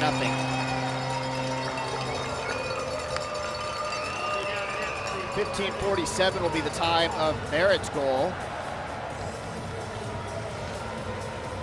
UA feeling right at home on these rushes, kind of the ability, and it can't stress enough having the time and the space to make these moves, and to kind of the whole game looks and sounds and smells different when you have that space. Yeah. A luxury they shouldn't get too used to having as we move forward. So it's Connor Merritt for Brett Bamber and Ben Almquist at 15:47. And we have our first penalty of the night coming up now on UNLV as Jared Whale hustles to the bench. Through center ice, and it's sent deep into the zone. Here's Merritt with it one more time. Tried to stuff a shot, but saved by Pavilson. And now we will get our call on UNLV. It's going to be a cross-checking penalty coming at 16:09.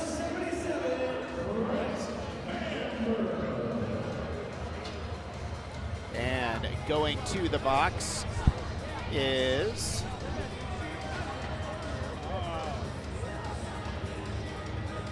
I want to say Cole Wyatt, but it may be Kyle Quinn. I'm not entirely sure. Our vantage point does not allow for a little good sneak peek to the sin bin down there. Okay, well, they put 18 up on the clock, so I am way off. That's Luke Burke. So Luke Burke, 2 for a cross check. And UAA, their first power play opportunity of the evening comes here late in the second period.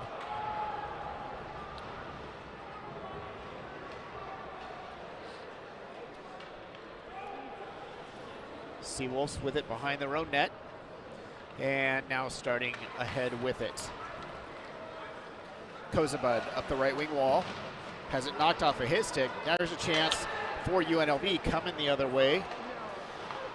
Gunnar Smith trying to make something happen, but he's caught up too. Surprised Gilson got away with that hook. Yeah, that was a big one. That was breaking out. I mean, it just seemed pretty obvious there, especially in that 7-0 game. Exactly, exactly. Pucks it all the way down the ice, and it's Gilson behind his own net. He gives off to Connor Cole. He hits the UNLV blue line and keeps going. Cole sends it around behind the net. Matt Johnson picks it up on that left wing board. Can't control it cleanly, and it rolls back out to center ice.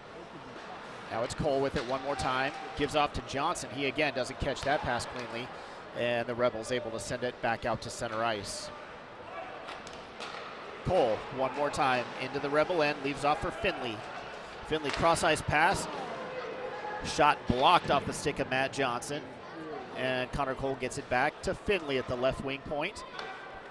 Cross ice to Darby.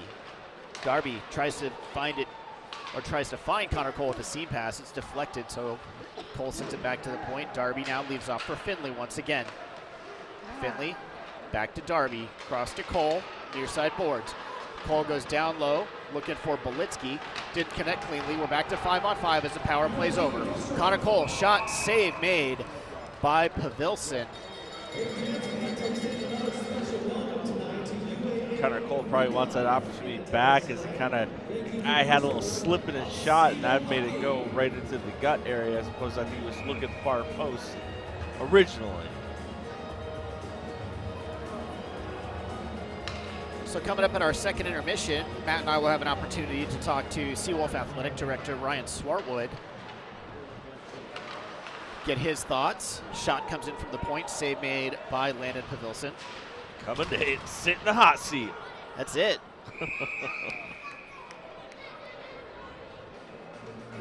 Little does he know. We'll try to lob him some softballs like we did for Brush.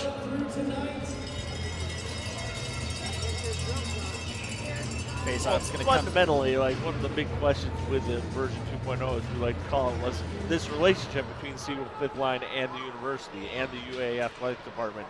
It's unlike anything else in NCAA Division I in terms of a straight-up partnership between essentially a volunteer or nonprofit organization and the school itself. So that begets some interesting questions and just kind of, who's in charge of what exactly. Maybe Brian can shed some light on that when he joins us shortly. Down to a minute to go here in our second period. 7-0 UAA on top of UNLV. Jared White carries across the UNLV blue line. Pass to Osborne, over to Almquist. Shot saved by Pavilson. As puck rolls back around the UNLV net, Osborne going to chase it down behind the UNLV net. He's taken down in a hard way, but Almquist comes away with it. Pass across, shot saved by Pavilson. He got that somewhere. Gokler wasn't totally sure that he made the save, but it's in the padding someplace. Second or third time Max Osborne tonight's been down deep from the blue line, which is, again, something you're only going to see in an exhibition type of setup like this. But he's, been revving that engine down behind the goal offensively. Probably having a lot of fun doing it. Yeah, definitely not afraid to jump into the mix. Osborne, 5'10" junior from here in Anchorage, previously played at St. John's, and he's listed as a junior, so a couple of years of eligibility left for him. Darby tries to turn the puck into the corner. Instead, it's UNLV coming back the other way. Caleb Strong chips it into the Seawolf end. Jared Wales sets it up for Carson Kozabud. Now it's the Seawolves. Back out through center ice, 2-on-1. Here's Merritt walking in, gives a pass off, shot, save. I wasn't sure. Once again, Pavilson got across nicely and able to glove that one down. Yeah, definitely saving the night there from the UNLV goaltender. He's seen quite a bit of action since he came in, and he's looked pretty good. Quickly making that move from his left, or from his right to his left, to stop Helgeson on the doorstep. Another look here at that one. And yeah, great save by Pavilson. Nice hard push across and able to get that glove on Helgeson's shot. Pavilson feeling a little saucy, even giving Helgeson a stare down on that after the save. UNLV ices the puck, so with 5.5 seconds left here in period number 2. Max, I just have to point at the scoreboard, not too far away from where that look is at. I'm like, come on, dude. Let's just get through the night. Yeah.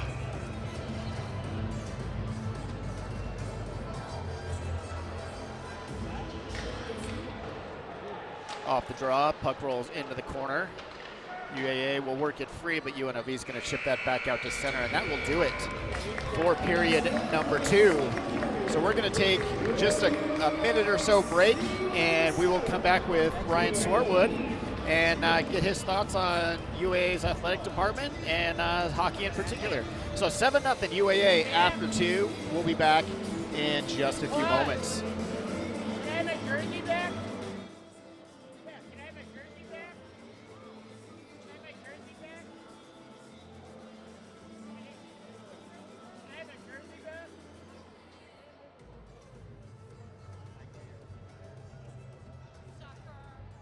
Brown noses. Brown noses. It's been a long time. You know my brother Colin?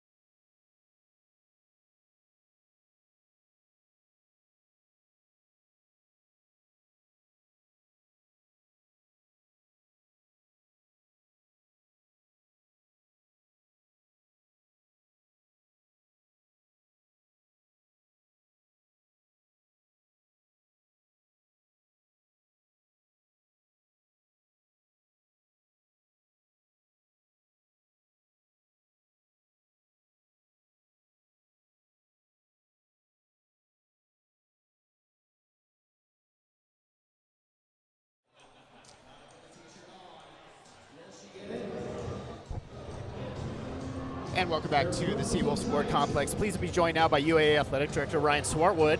And, Ryan, first off, congratulations. You got the interim tag removed. You stepped into the AD spot after the unfortunate passing of Mr. Myford. However, you picked up where he left off. There was some great work that he was doing, working really hard to keep things building in the right direction. You got to pick up and run with it. So how has it been so far since you took over? It's been great. As you mentioned, Greg Myford did such great work with the hockey community to make sure that Seawolf hockey came back. And we find ourselves now in a spot where, we're in a sold-out arena. Yep. And it's just great to be here and see the boys, put the puck in the back of the net tonight, being up 7-0. So much excitement and really just positive vibes right now in the entire community. Which is exactly what this community needed. But I wonder if we can just dial back a little bit to 2 years ago. What was the learning curve for you like? Because again, as we've noted many times, we rebuilt something here. We didn't just push play on the old version of UAA hockey. This is a brand new animal. Absolutely. Kind of just describe the learning curve for you over the last 2.5 years, especially the last several months. It's been incredible. Life as an independent is so much different than being part of a conference. So we've had a lot of talks as a staff this summer, especially about what are the little things that we're not thinking of, the things that just happened in the past because we were part of a conference. So how do we operate now in that environment? We had a lot of those talks in the conference room, working with Coach Shaspy and the staff. What are we not thinking of right now? What do we need to be worried about? So that's been really intriguing, and I think learning how to operate in a new manner. This is a new era of Seawolf hockey, right? So we're not tied to how things were done 10, 15, 20 years ago. This is a new era, and we're going to try new things. That's been a really constant theme throughout the entire process. And one of those is a night like tonight when we're having this weekend series with a club team that is playing in this massive club conference around the country where there's, I think, 700 total schools mixed up in three. It's a totally different, again, a different animal using that same analogy. Describe what you kind of learned, like why this makes sense, why to have UNLV come up here and why UA going down there to play later in the season makes sense given what you have kind of the irons in the fire. Yes, it's my first time as an administrator doing a game contract with the club program. I mean, even that, who do we send the contract to? How do we, work out those little things? But with that said, UNLV seeing the success of the Golden Knights, and what a hockey community Vegas has really become. And I think for us, the clear advantage of having them up here and then us going down to the desert, being able to really get our brand out there in the lower 48. And I mean, clearly there have been discussions in the hockey community. There are hopes that, more club programs will make the jump to being an NCAA program. So I think that is part of the motivation for us as well. We're trying to grow the game of hockey and really to get some more universities to make that jump to NCAA hockey. So that's also part of it on our end as well. Now, with the blueprint that UAA has put together this year, working obviously in conjunction with the Seawolf Fifth Line, to put the program back on ice, is that a blueprint that could potentially be used by a school like UNLV, a school like Liberty, who we'll see also down in the desert? Simon Fraser has talked about it. They're going to come here as well. Yes. Is that a blueprint that could potentially be used by one of those schools to make the leap? I think it is, in my opinion. And this is a new model, as you mentioned. So it's our first time, doing this. But I think we're seeing the proof of the success right now. We have great energy. We've had 3 consecutive sellouts now here on our home ice, and I think that is part of having an open mind and doing things differently. The people that make up the Seawolf Fifth Line, they love Seawolf hockey. They've been longtime supporters. They helped save the program, right? It was their direct influence and then getting involved and refusing to take no for an answer, right? Kathy Beathard. During the entire just throw her process, name out there. refusing to take no for an answer. They love Seawolf hockey, so we're operating with, open mind, open heart, in terms of working with them, and we're trying a lot of new things, and, trying to make sure that we're doing the little things to be thinking about 2, 4, 6 years down the line and how we're going to grow Seawolf hockey for the future. Well, that's where I think the skeptics are going to come out of the woodwork and wonder, like, okay, you got 2 years worth of funds, then what? how do you best describe kind of the university or the athletic department's kind of sense of, yeah, this is something we want to do 5-10 years from now, and it's here to stay? Like, where does that rate right now on the realistic meter?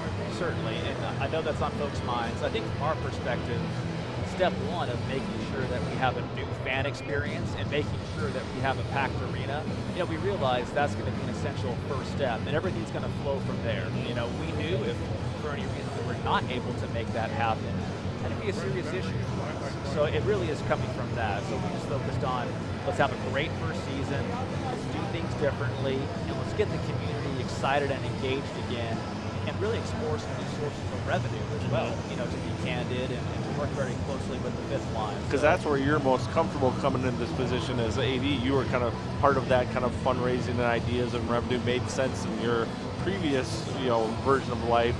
I wondered, Matt Shasby kind of came on board and he talked about the one thing this program really has to do is kind of start with kids. We love all our fans. We love all of them, no matter how old they are, but to make this really work, it's going to take young kids running around in their comp jerseys or whatever, Alaska All-Star jerseys. What have you seen so far, and how much sense did that make to you? Yeah, it made a lot of sense, and I'm a hockey dad now. My 3-year-old son Sammy learns to skate down at Ohio, so I'm living the life right now, and loving it as a new hockey dad. But it makes perfect sense, and I think people forget, because we've had Seawolf hockey now for 40+ years, but we lost Seawolf hockey, and we're now coming back as a new invigorated program. So I think focusing on building that youth connection, just like expansion franchises do in professional sports. The Diamondbacks did a great job of that in Arizona, 20+ years ago, and really focusing on the youth and the ballpark and all those amenities they had. So I think for us, it's the exact same way. This is a new program, and let's build some foundational steps to make sure in the future that we really have that same buzz and excitement here. So when it was determined that, okay, we've got the funds, we've got what we need to get this program started, again, in your mind, what made Matt Shasby the right choice? I think following Matt Shasby closely in the interview process and hearing his passion, but hearing his approach. Coach Shasby is the exact same in all scenarios. He's very reasonable the way he approaches things, and he has that vision, and then he just executes on the plan. So that's the thing about me, working very closely with Coach Shasby is he's the exact same person he is when he's being interviewed by, Casey and Bailey in the morning, as he is in a department staff meeting. So just seeing the way that he approaches things, I'm very comfortable, with Coach Shasby's leadership and the job he's doing, developing these young men and getting the community excited about hockey. Well, and another thing about Matt, and I'll throw this out there because we just hit on it, is from the youth aspect. These are the kids that we want to see filling Seawolf jerseys in the future, and that's Matt. He started here, growing up here as a kid playing youth hockey, came back to play college hockey, and I mean, he epitomizes everything that we want to see in this program. And a kid like Max Helgeson, same story. So, in my opinion, it's a perfect hire, honestly. One other question I want to throw at you is, it's great that we're packing the house right now, and there's always going to be talk from fans, well, is it really going to work long term here? I've seen the pictures. What does it look like in regard to revamping the Seawolf Sports Complex into a bigger home for the Seawolves? So what does that look like? I've seen the pictures. What is it going to take to get to that point? Yeah, from my perspective, those have been great discussions, with our staff here at UAA, and I think the leadership here at UAA, as you've seen from Chancellor Parnell being here for multiple puck drops with us, they really want Seawolf hockey to succeed. I think we're united internally with regard to, we made some adjustments here in the facility. Picking up the new video board was tremendous. It's great. Adding the new student section, SRO areas, doing some things different like that. I think there's some other things looking at next season that we can start to work on to improve the fan experience as well. We have been all focused on making sure that we're packing the house and we're having that energy, and we think from there those discussions are going to come, very naturally. I think from my perspective, I love talking about the future and love talking about what could be coming down the line, but never losing sight of if we don't do a good job right now. Exactly. Those discussions, could potentially be for naught. So just really excited to kind of see this come together. And unthinkable a couple of years ago, that we have where we're at right now. And you can see Matt's handprints, if you will. We've got the student section over there, the Homan howlers, hystericals, whatever we want to call them, but that's something that UAA has never done in the past. When they were at the Sullivan Arena, it had a great opportunity to do that. They never took advantage of it. So to have that, you got, it's a really good fan experience right here. So it's something that definitely in the future can be built upon, and it's really exciting. But I agree with you 100%. Don't lose sight of where we're at right now, because it's a process. Just like building this team, it's a process. I'll just get you out in here, Ryan, and kind of walk me through what you've learned about the game of hockey since Matt and the crew have come on board. Because my guess is, you mentioned being a hockey dad, which means like 7 a.m. coffees at the rink, but just one or two things that kind of maybe, hey, I never really thought about that because this hasn't been your sport, so to speak.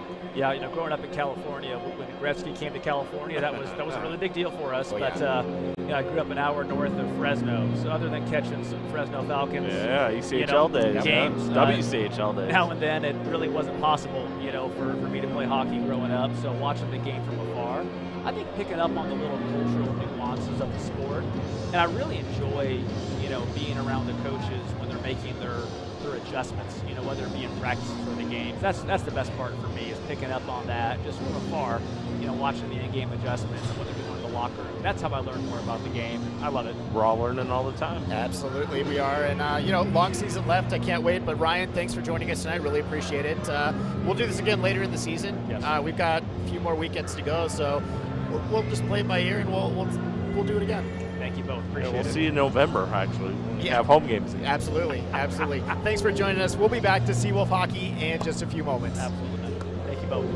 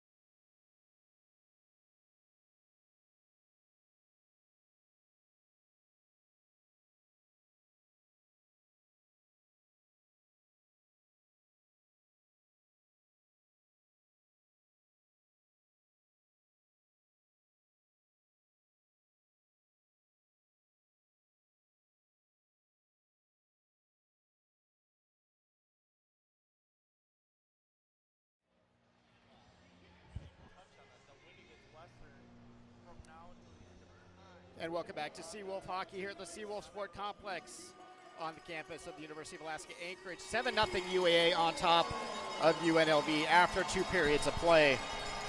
Some numbers through the first 2 periods. Shots on goal, UAA with 32. The Rebels have 13. Power play opportunities, UAA has 1 for 2 on the night. And UNLV is 0 for 4 with the man advantage. I'll have to double check that because I'm not sure which goal was scored on the power play. Either way. For Jared White of the Seawolves, he's made 13 saves. Zach Wixon started the game for UNLV. He made 11 saves on 17 shots. Landon Pavilson came in midway through that second period, and he made 14 saves on 15 shots. So 1 period left here tonight, and then we will look forward to tomorrow.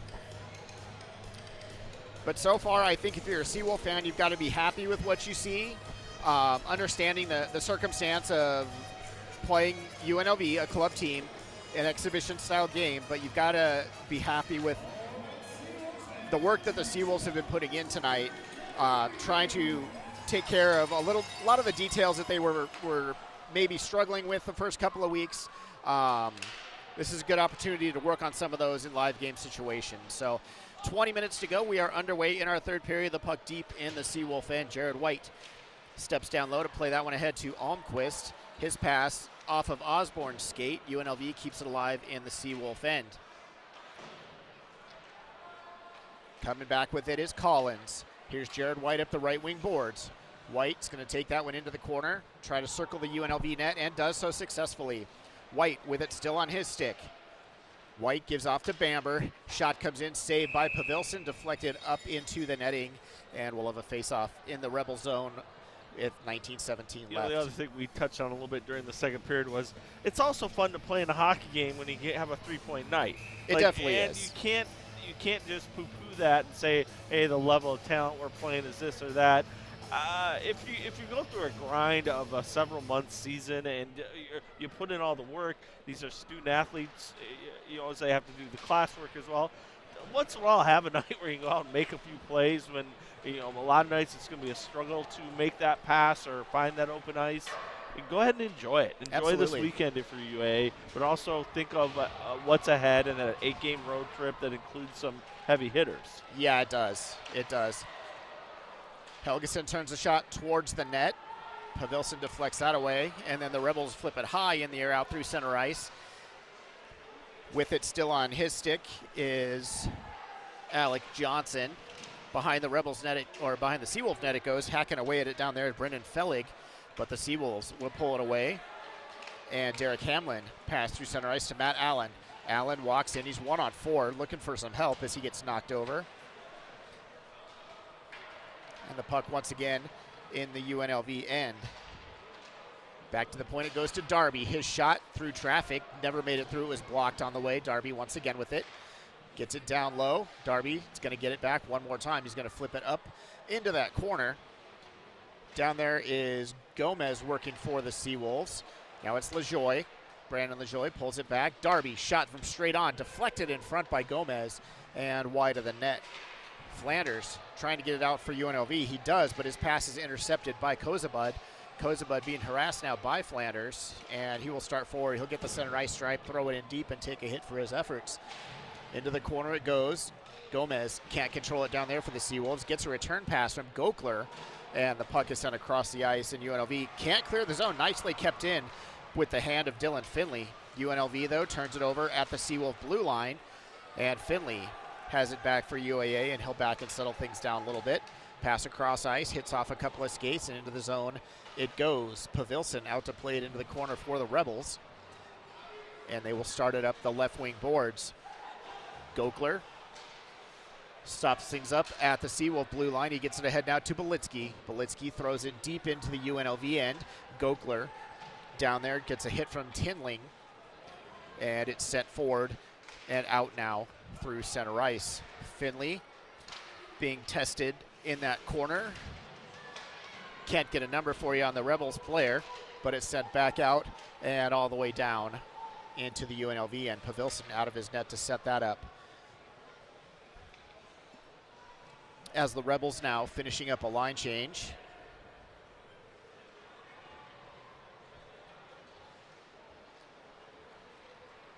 And the pass ahead is deflected off a couple of skates. Jared White can't get to it first. Shot, save made by Jared Whale on an opportunity from Paxton Malone. Pass came across to him off Jason DeMizio's stick, and it's sent now deep into the Seawolf end. Gilson, number 8, not number 7, sends it into the Rebel end, back out to Gilson. He blows a tire, able to recover and retrieve that puck and get it behind the net to Bamber. Now it's Merritt. Throws it back around to the other side. Getting to it first is going to be Barry for UNLV. Loose puck now pulled away by Gilson. His pass ahead through center ice to Merritt, who sends it deep into the UNLV end. Pavilson will hold that up for his defenseman to play. Now coming out with it are the Rebels. Puck shot in to the far corner by UNLV.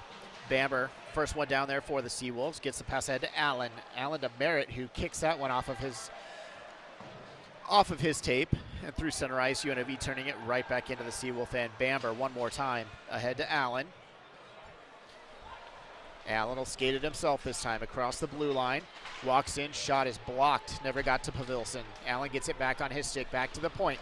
Darby, the shot kicked out by Pavilson. He's been good since he came into the game, Pavilson has. Like we said, he had 14 saves in that second period alone.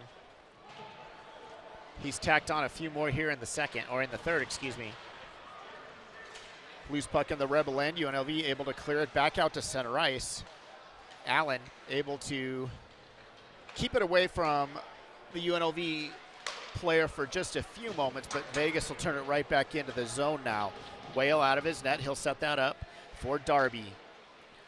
Darby almost has his pocket picked and able to maintain control and flip it back out to center ice. Now here's Gomez again across the UNLV blue line, leaves off for Height. Shot went over the net off the stick of Caleb Height. Kozabud with it again for the Seawolves. Pass ahead to Height, gives off to Gomez. Gomez across the blue line, still with it on his stick.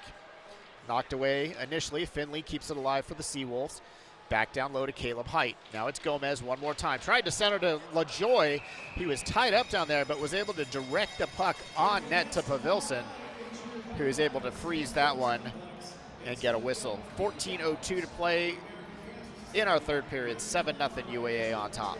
May I see this, David? Do you have some ideas in mind for your pink outfit tomorrow night on Seawolf Pink Out evening? Oh, yeah. So I have a couple different options. You know, golf clothes, usually you lend yourself to some loud colors. Oh, yeah, definitely. Looking forward to that, but as a show of support for the worthy cause of cancer research and the Anchorage Radiation Oncology Center, fans are encouraged tomorrow night for the 6:07 puck drop to wear pink, and the Seawolves will be wearing those special jerseys. They'll be auctioned off after the contest. I look forward to seeing those. I really do. Puck up through center ice. Belitsky turns it deep into the UNLV end. Once again, Pavilson will slow things down for his teammates. Del Monte nearly loses control of it, but the Rebels are back through center ice. Pass goes across. Tinling with it. Opportunity down low. Couldn't control it cleanly, and Whale not forced to really make a save right there. Seawolf sent it back into the UNLV zone. Pavilson out to play that one ahead, and the Rebels will regroup in their own end. It's Barry pulling that away from Collins. Seawolf still pressuring down low. It's Jared White. He's got Collins down there with him. White's having his stick held. Finally gets it free from Barry. Now it's Osborne at the left point. Throws it down low to White. White working below the net. Shot. Save made by Pavilson. Now it's Gilson. One more time at the blue line. Gilson tripped there. And, we are going to get a call. I didn't see the arm go up initially, but it did make its way up. So let's take a break. We'll come back. We'll give you the details on the UNLV penalty. 7-0 Seawolves. We'll be right back.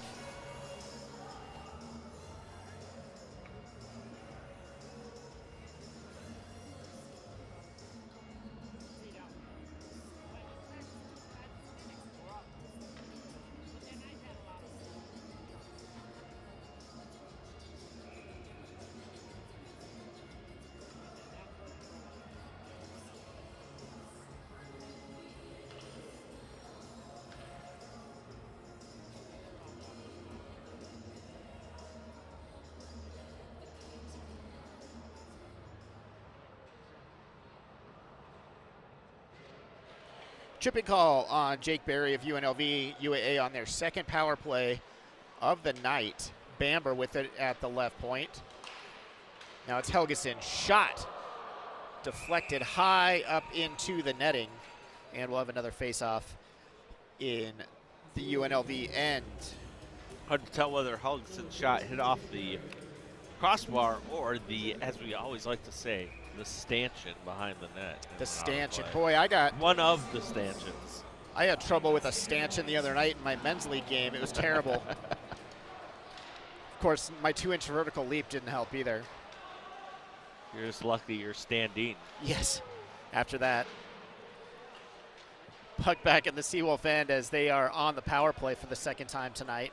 Helgeson has it, and he will start up the left wing side through center ice and across the blue line he goes. Helgeson with it still on his stick.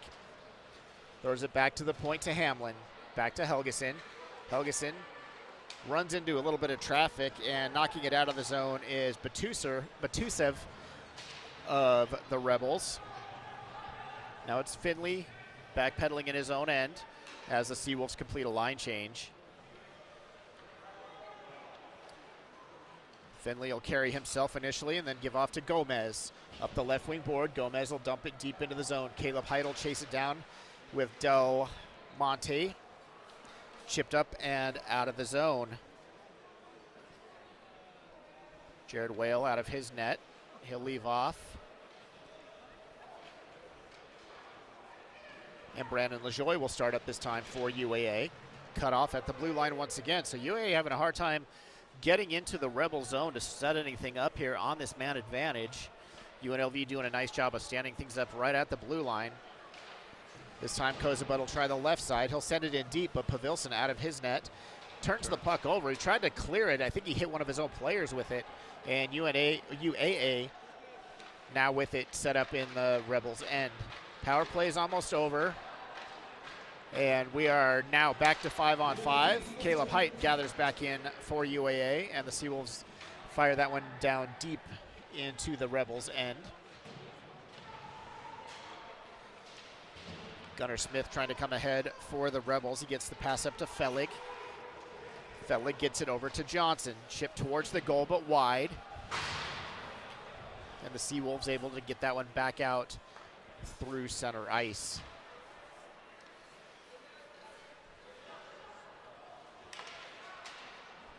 Puck deflected ahead. Now it's Jensen coming in. He's tied up behind the net by Osborne. UNLV still with possession in the Seawolf end. Osborne finally pulls it away. He's going to try to one-hand that one up out of the zone. Belitsky able to get a piece of that as well and knock that one as far as the UNLV blue line. Rebels turn it right back the other way. Whale out of his net as that one's rolled around the boards, and he'll play off for Gilson. Gilson watched down there by Gunnar Smith as the Rebels complete a line change. And the long pass head deflected into the zone by Collins. Pavilson out of his net. Tries to play that one off to Kennedy. Doesn't connect cleanly, and the Seawolves maintain possession momentarily, but a strip of the puck, and here comes Gunnar Smith ahead with it. 2-on-1 chance, but getting back to cut that off, I believe that was Jamie Collins. Dylan Finley. Dylan Finley, you're right, 26, not 15. And back the other way come the Seawolves. Thrown in front towards Almquist. He didn't connect that with that one cleanly. Loses a stick in the process. And the puck back to center ice. Bamber plays that one away from the stickless Davis Gokler. Tried to gain the Rebel blue line. Turned away by UNLV. Back into the zone they come. Shot save made by Jared Whale. Let's take a break. 8:43 to go in the third. 7-0. UNLV on top. We'll be right back.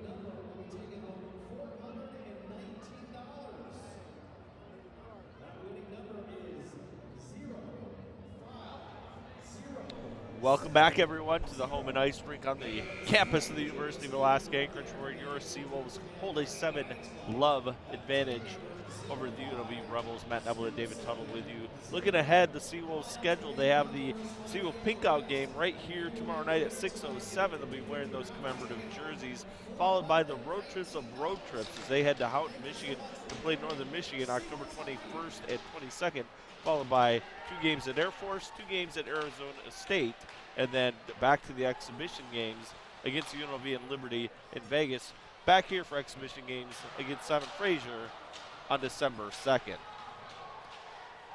And that's going to be a fun road trip because they're staying out the whole time for the Air Force, Arizona State, and Vegas trips. So that's going to be a good time for the guys to just kind of regroup a little bit, get a tan, you know. Well, case in point, I wonder just kind of what they learned from the experience about themselves at Colorado College last week. Again, I'm sure a lot of these guys come from the Alberta Junior Leagues, but there are a lot of bus leagues they came from. And here we're finally playing in Anchorage, where every trip is not a bus trip, let's say. It's usually a bus trip's usually included somewhere in the itinerary, but most of it is airline travel, and it brings something different. So, again, it'd be interesting to hear. Maybe I'll ask Shazby about that after the game, kind of what that experience was and what that new experience will be, and the elongated road trip coming up here.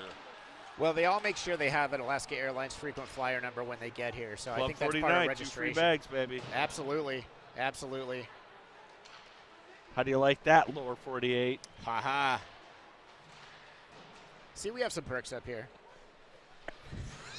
Like snow. Puck deep in the UNLV end one more time. Scrum of 5 players down there. Gomez trying to break it free for the Seawolves. It finally does come out, but UNLV has it on one of their sticks through center ice. And dumping it in is Jason DeMizio. Seawolves, though, with it on the tape one more time. Pass ahead is cut off, and UNLV right back into the zone. Oh, good opportunity there, but broken up nicely by the Seawolves. Shot save made by Jared Whale. Boy, what an opportunity for UNLV right there. Caleb Strong with the look, and the best play of the night for Jared Whale. Yes.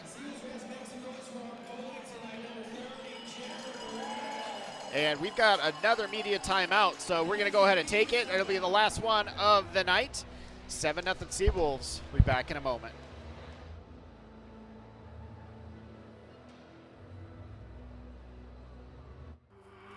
I came from the mud, there's dirt on my hands. Strong like a tree, there's roots where I stand.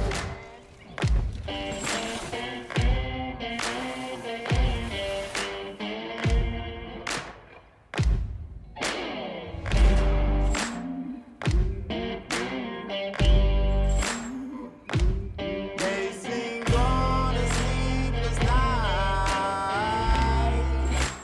Try to catch me howling at the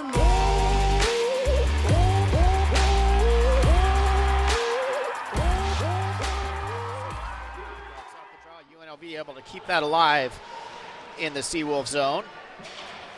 Puck down deep in that left wing corner. Scrum of 4 players. It finally comes free and trickles around to the opposite side. Connor Cole over there for UAA, along with Dylan Finley. Puck finally pulled free. Back to the point it goes. Shot blocked off Connor Cole's hand. He felt that one a little bit. And now sent into the corner. Merritt puts it behind the Seawolf net. Excuse me, that's Gokler, 4, not 14. Gokler with it back on his stick. Leaves it off behind the net one more time. It'll be Dylan Finley back there waiting for something to materialize as the Seawolves complete a line change. Down to 5:49 to play in our third period, 7-0 UAA. All the scoring so far in the first 2 periods, and UAA ices the puck.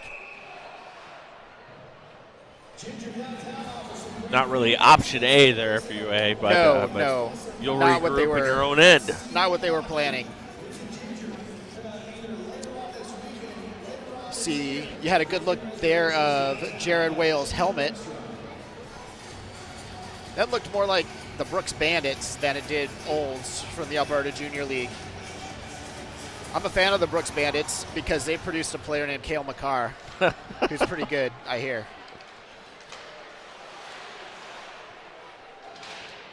Did you also get a ring that had a movie inside the box like they did when the Avalanche got their Stanley Cup awesome. prizes? Those were Holy great. smokes. Puck back into the Seawolf zone. Max Osborne chasing it down there for UAA. Pulls up behind the net, makes the pass out. The Avalanche basically daring the rest of the sports world, saying, beat that next Yeah. time your team wins a major championship. Will Gilson's shot deflected off the glass by Pavilson. UAA still working down low with it.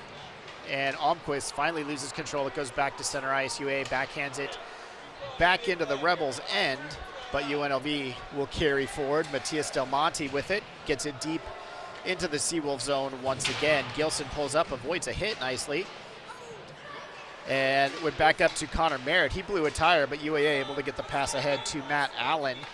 Allen banks it off the wall deep into the UNLV zone. Helgeson going in after it with Alec Johnson. And the puck is deflected into the corner. The beauty of the game of hockey is you dress so many players, so you do have to throw the first line out there in a 7-0 game for a shift here and there. Just keep everybody fresh and just kind of keep the flow of the way the game works going. So that's why you see Allen, Helgeson, and Merritt out there this late in the contest. Yeah, it's definitely not a matter of pouring it on. Like I said, all the scoring came in the first couple of periods. You don't have an end of the bench to put in like you do in college basketball. There aren't second stringers. Yeah. Shot by Darby, deflected wide by Matt Allen. Caleb Height working on that far board. Gomez in to help him out. Has it knocked away initially. Gomez still with it on his stick. Some nifty handiwork. Shot save made off the attempt by Brandon LaJoie. UAA still with it in the Rebel end. It's Darby. Skates the blue line. Looking for a shooting lane. Gives off to Kozabud. His shot deflected just wide of the net. UAA still with it. Here's Gomez. Gives back to Height. Shot scored. Caleb Height from Alex Gomez. And that goal comes at 16:41.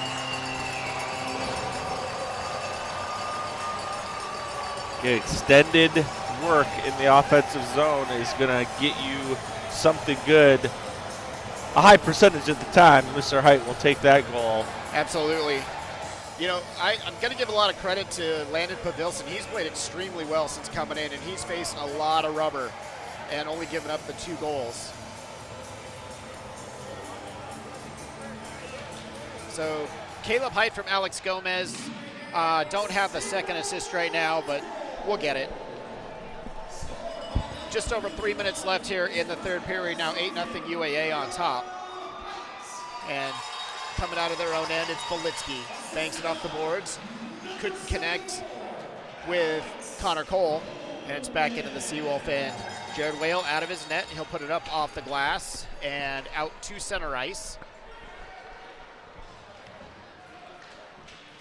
UNLV trying to get something to materialize on that scoreboard. Shot wide of the net off the stick of Caleb Strong. Just gets a very interesting conversation about developing college hockey in the western part of the country. Again, these are the teams that need to kind of step up to the next level. So yes. UNLV is going to go home, go back to the hotel tonight, and think about what exactly. I mean, it's not the kids' job, it's not the players' job to think about the long-term future of the sport. Right. But this should send some, I don't know, reverberations around the rest of the country when we're thinking, oh, these teams are so close to being Division I. We got some penalties going. Got a roughing call coming up, and that's going to be at least Gilson going. And I think that's going to be the only one. So penalty to Will Gilson at 17:53. Well, I'm going to head downstairs, Mr. Tuttle, so I'll see you right. in a few minutes. Hopefully with Matt Shasby.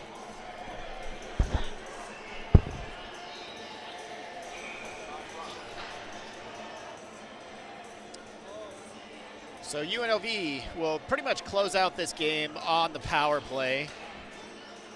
And off the draw, it's back to the point. Johnson plays it across to Barry. Pass goes down low. And with it on that far board is Jensen. Back to Barry at the right point. Cross that goes to Johnson. His shot goes wide of the net. UNLV keeps it alive in the Seawolf end. Pass across, shot. One-timer was just off the side of the net. Had a little bit of room there, but Johnson couldn't quite get it on target. Still with it now is Gunnar Smith for UNLV. Back to the point to Barry. Barry Johnson shot saved by Jared Whale. Had to look behind him. Wasn't totally sure that he had it, but he did. And we're down to 1:26 left here in period number 3. 8-0 UAA on top. Shots on goal reads 41 to 16 in favor of UAA.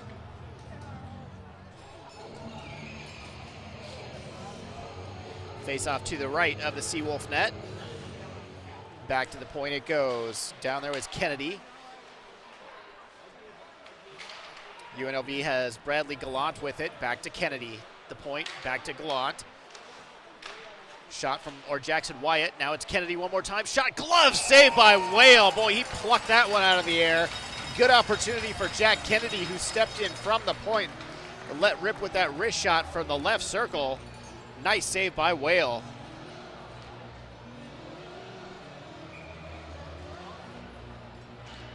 Good job in front by the Seawolf defense, tying up that stick of Nick Flanders, who was trying to get a deflection and unable to do so.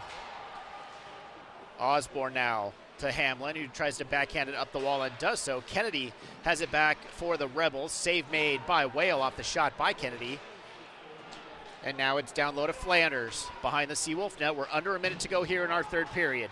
Osborne rifles one up off the wall and all the way down on Landon Pavilson. He will set it up for maybe one last rush here for UNLV as we're under 40 seconds to go in our third period. 8-0 Seawolves on top as UNLV chips it into the Seawolf end, chasing it down. Paxton Malone puts the hit on James Darby, but UAA will send it all the way down the pond. Rebels trying to come back up through center ice.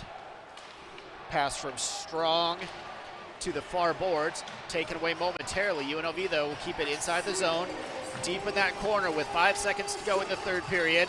As the clock running down, you can hear the fans getting into it, and that is going to do it. 8-0 is the final tonight. UNLV falling at the hands of the Seawolves, and that's what UAA had to do in this game. They had to come out, they had to make a bit of a statement after coming off a couple of really tough weekends, Western Michigan and Colorado College. So this series this weekend gives the Seawolves a chance to work on some things that they may have been lacking in those last couple of weekends and come out, get the confidence built up for sure. Get some guys in that haven't played yet, like Jared Whale and Max Osborne, who both played extremely well tonight. Jared Whale with the shutout, 18 saves. And of course, all the stats in this one are exhibition, so it doesn't necessarily count for the regular season numbers. As the Seawolves give a salute to the fans, knowing that there's one more game to play this weekend. That'll be tomorrow night. Game time starting at 6 o'clock here from the Seawolf Sports Complex. So as the players make their way off the ice, the coaches make their way around the glass, Matt Nevela is going to catch up with Coach Shasby, and we'll see what Matt has to say. Thank you very much, David, here with Matt Shasby. And Chaz, I just wondered, kind of given everything that you kind of built up to this moment, to have these exhibition games, to bring up some new teams, kind of what was job one for the players themselves tonight as far as, this game you can do some different things. What was that job? Just allow guys to play in all situations. We had guys kill penalties tonight, play on the power play tonight that hadn't had a chance yet the first 4 games. Just to get touches in all those areas of the game, and I think we accomplished that. We talked a lot during the broadcast, and I have a number of times about the building, the foundation, as I previously mentioned. Kind of why is it integral to have UA play these West Coast teams or these club teams and bring them up to Anchorage like they do? Why was it so important for you to make that happen? Well, we're trying to help any team that in the western part of the U.S. that maybe has a chance to switch over to NCAA Division I hockey. If we can help their athletic department see and experience Division I hockey and maybe convince them that this is something they really need to think hard about, that's what we're trying to accomplish here tonight. And then we're also going to be heading down there in November and get to experience their environment down there. And again, just continue that conversation, and hopefully another team in the West pops here for Division I hockey. One other thing we touched on in the broadcast that maybe you could speak of is what was that first road trip like? And I asked that given the that you're basically going to be gone for 2 months after tomorrow night's game. What was that first experience like for what I imagine a lot of guys aren't used to, getting on a plane to have to go somewhere and all that? How would you best describe the experience? Yeah, it was a first for a lot of guys. You heard them at the airport, like, we have to do this every road trip, and it's, yeah, you live in Alaska. So it was a good experience. Colorado College was a great host. It's a great arena, very good hockey team. We learned a lot down there that past weekend, and we're looking forward to hitting the road a little bit here in November or even next weekend in northern Michigan. So it's a good place for our team to spend here early on, and hopefully it develops us for a couple home series right before Christmas. You've been quoted as calling this, we want it to be the craziest 800-seat barn. Well, here the community came out for you again tonight. It looks like they'll do it again tomorrow night. And kind of what's that continued message, or how impressed are you by what you've seen so far? Yeah, I love it. It's just every time we look across and you see it shoulder to shoulder sitting in the crowd, and the student section showing out the way that they are, is we're trying to provide a product that's fun and entertaining, and a team that represents the town and represents the university, and I think thus far we've been able to do that. So another exhibition tomorrow night. Does that mean no sport coat then? We'll mix in something a little bit different. It's going to be pink, and it'll be maybe some new shoes, and we'll keep it up until tomorrow night. Attaboy, Matt. Good luck. Thank you very much. Back to you, David. Thank you, Matt. And Matt, so, the score kind of tells the story, but it's what, like I said before, it's what UAA had to do in these games. Build up the confidence. Like Matt said, it's going to be a long road trip coming up. You go to some tough places, northern Michigan, Air Force, Arizona State, and then you get to play UNLV and Liberty down in Las Vegas. So, for the Seawolf players, it's a great night tonight. Enjoy the fact that, you had a good game. You came out, you worked hard, you accomplished what you needed to accomplish. Tomorrow night, same story. You need to come out, pay attention to detail, and take advantage of the game situations that you don't necessarily get to do in practice. So nicely done by the Seawolves tonight, and we'll do it again at 6 o'clock tomorrow as UNLV is here to close out this series. And I've got to say, it's a little bit more fair, or a little bit more fun for UA knowing they get to go to Vegas as opposed to UNLV getting to come to Anchorage. Except I think there's a uniqueness to that too, because if you're playing what amounts to high-level club hockey, but you're playing against Utah in essentially the Subway Center, of Royal, whatever it's called, Royal Business Ice Center, whatever it's called now, because I've noticed some of that. So it's probably a bit of an experience for them. I don't know how many games they played in front of 1,000 people crammed into a small spot. So I liked what Matt Shasby said about, hey, we got to open it up to all these Western-based teams and see if this is something they want to be a part of. Again, a lot of things have to happen to make that happen, but a successful night all the way around. If you're looking at the big picture, too, small picture, big picture, pluses for UA, they need to put on another show tomorrow night. Yeah, and also there's pluses for UNLV. So as we try to grow the sport in the western half of the country, these games are important for UNLV, for Simon Fraser, the games that are upcoming. So that's going to do it for tonight. We're not going to get into it any further than that. But thanks for joining us. Final score 8-0. The Seawolves win tonight. We'll see you tomorrow night, 6 o'clock local time on YouTube. Thanks for joining us. Good night.